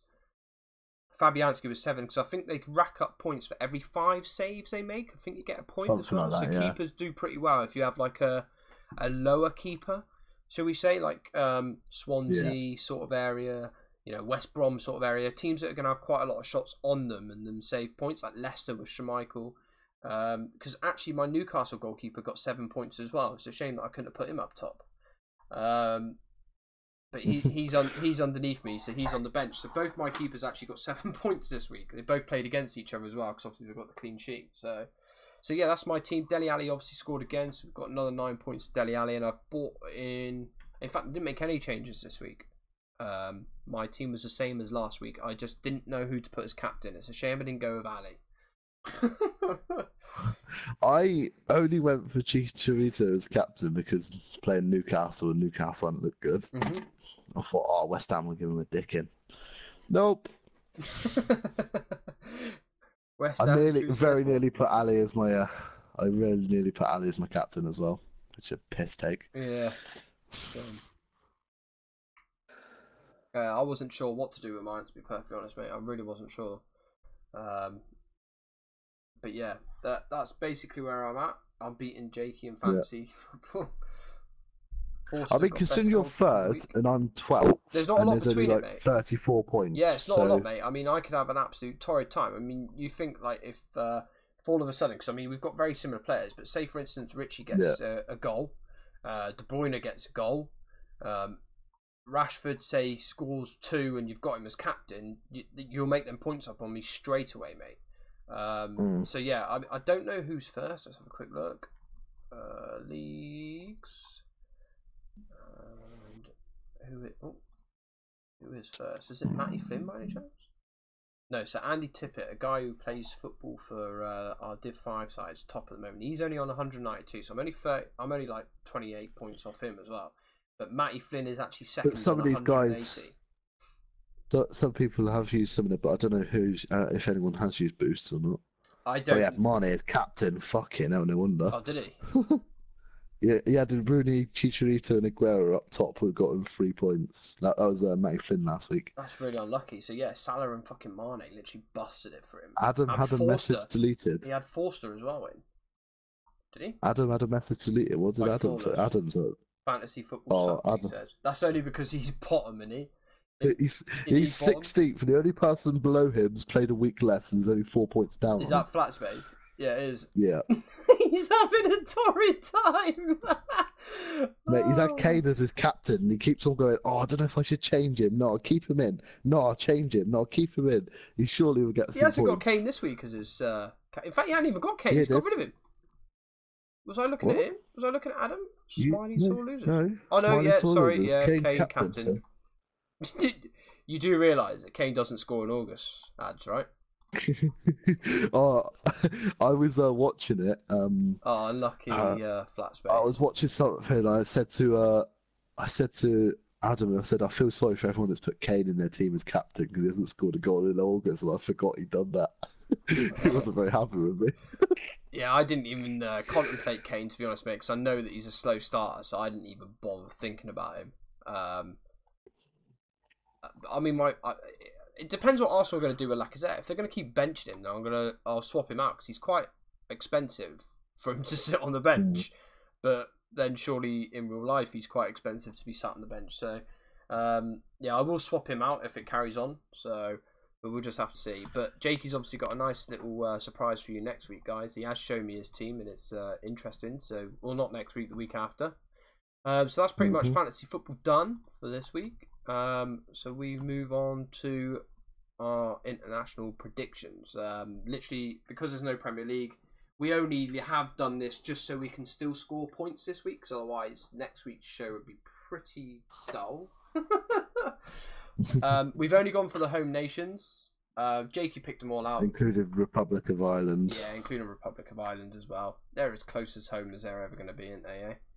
Yeah. So yeah, Lithuania versus Scotland. I've gone for a 2-0. 2-1. I don't know. Just the thought we haven't got. I haven't seen any of the called up teams. No, I haven't either. I don't know what any of their I teams haven't got are a called clue, up. mate. It was literally just as well. So, just off the cuff. Off the cuff. I went and looked online and found the fixtures, sent to them in a message, and we just went for the prediction. I was gonna say I literally just messaged you straight back with my predictions. So Malta versus England. I've gone 3-0 England away from home. 4-0. San Marino versus Northern Ireland. I've gone for a 2-1 Northern Ireland win. 3-0. I mean, I don't know how much you know on San Marino, but they barely ever score. Yeah, they're pretty shit, mate. But this is Northern Ireland. And then Georgia. Wait, alright. Georgia versus. I thought they said Iceland. I thought they said Iceland then. I was like, hang on a minute. Georgia versus Ireland. I've gone 1-1. 2-1. Ireland. And I will note I've got home nations to win all but one of my games. And we've got Wales versus Austria. I've gone for a 2-0 Austria win. I've gone 2-1 to Wales. And England versus Slovakia. I've gone for a 1-1 draw. We don't like playing Slovakia.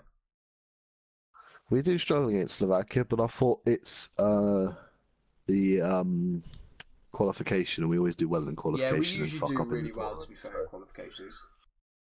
2-1. Okay, and then I've got Northern Ireland versus Czech Republic. I've gone for Czech Republic 2-0. 1-0. I don't know what Northern Ireland's team is, but I don't think Czech Republic have got as good a team as what they have had at some points. Scotland versus Malta. I've gone 2-1 to Scotland. 2-0. And Ireland versus Serbia. I've gone 2-0 Serbia. I've gone 2-1 Ireland. Yeah, Again, I don't think Serbia's team is good. Yeah, I've got mixed up with that. I thought it was the Bosnia and Herzegovina fucking team, but hey. When I actually typed it in, I was like, wait, I've gone for Serbia?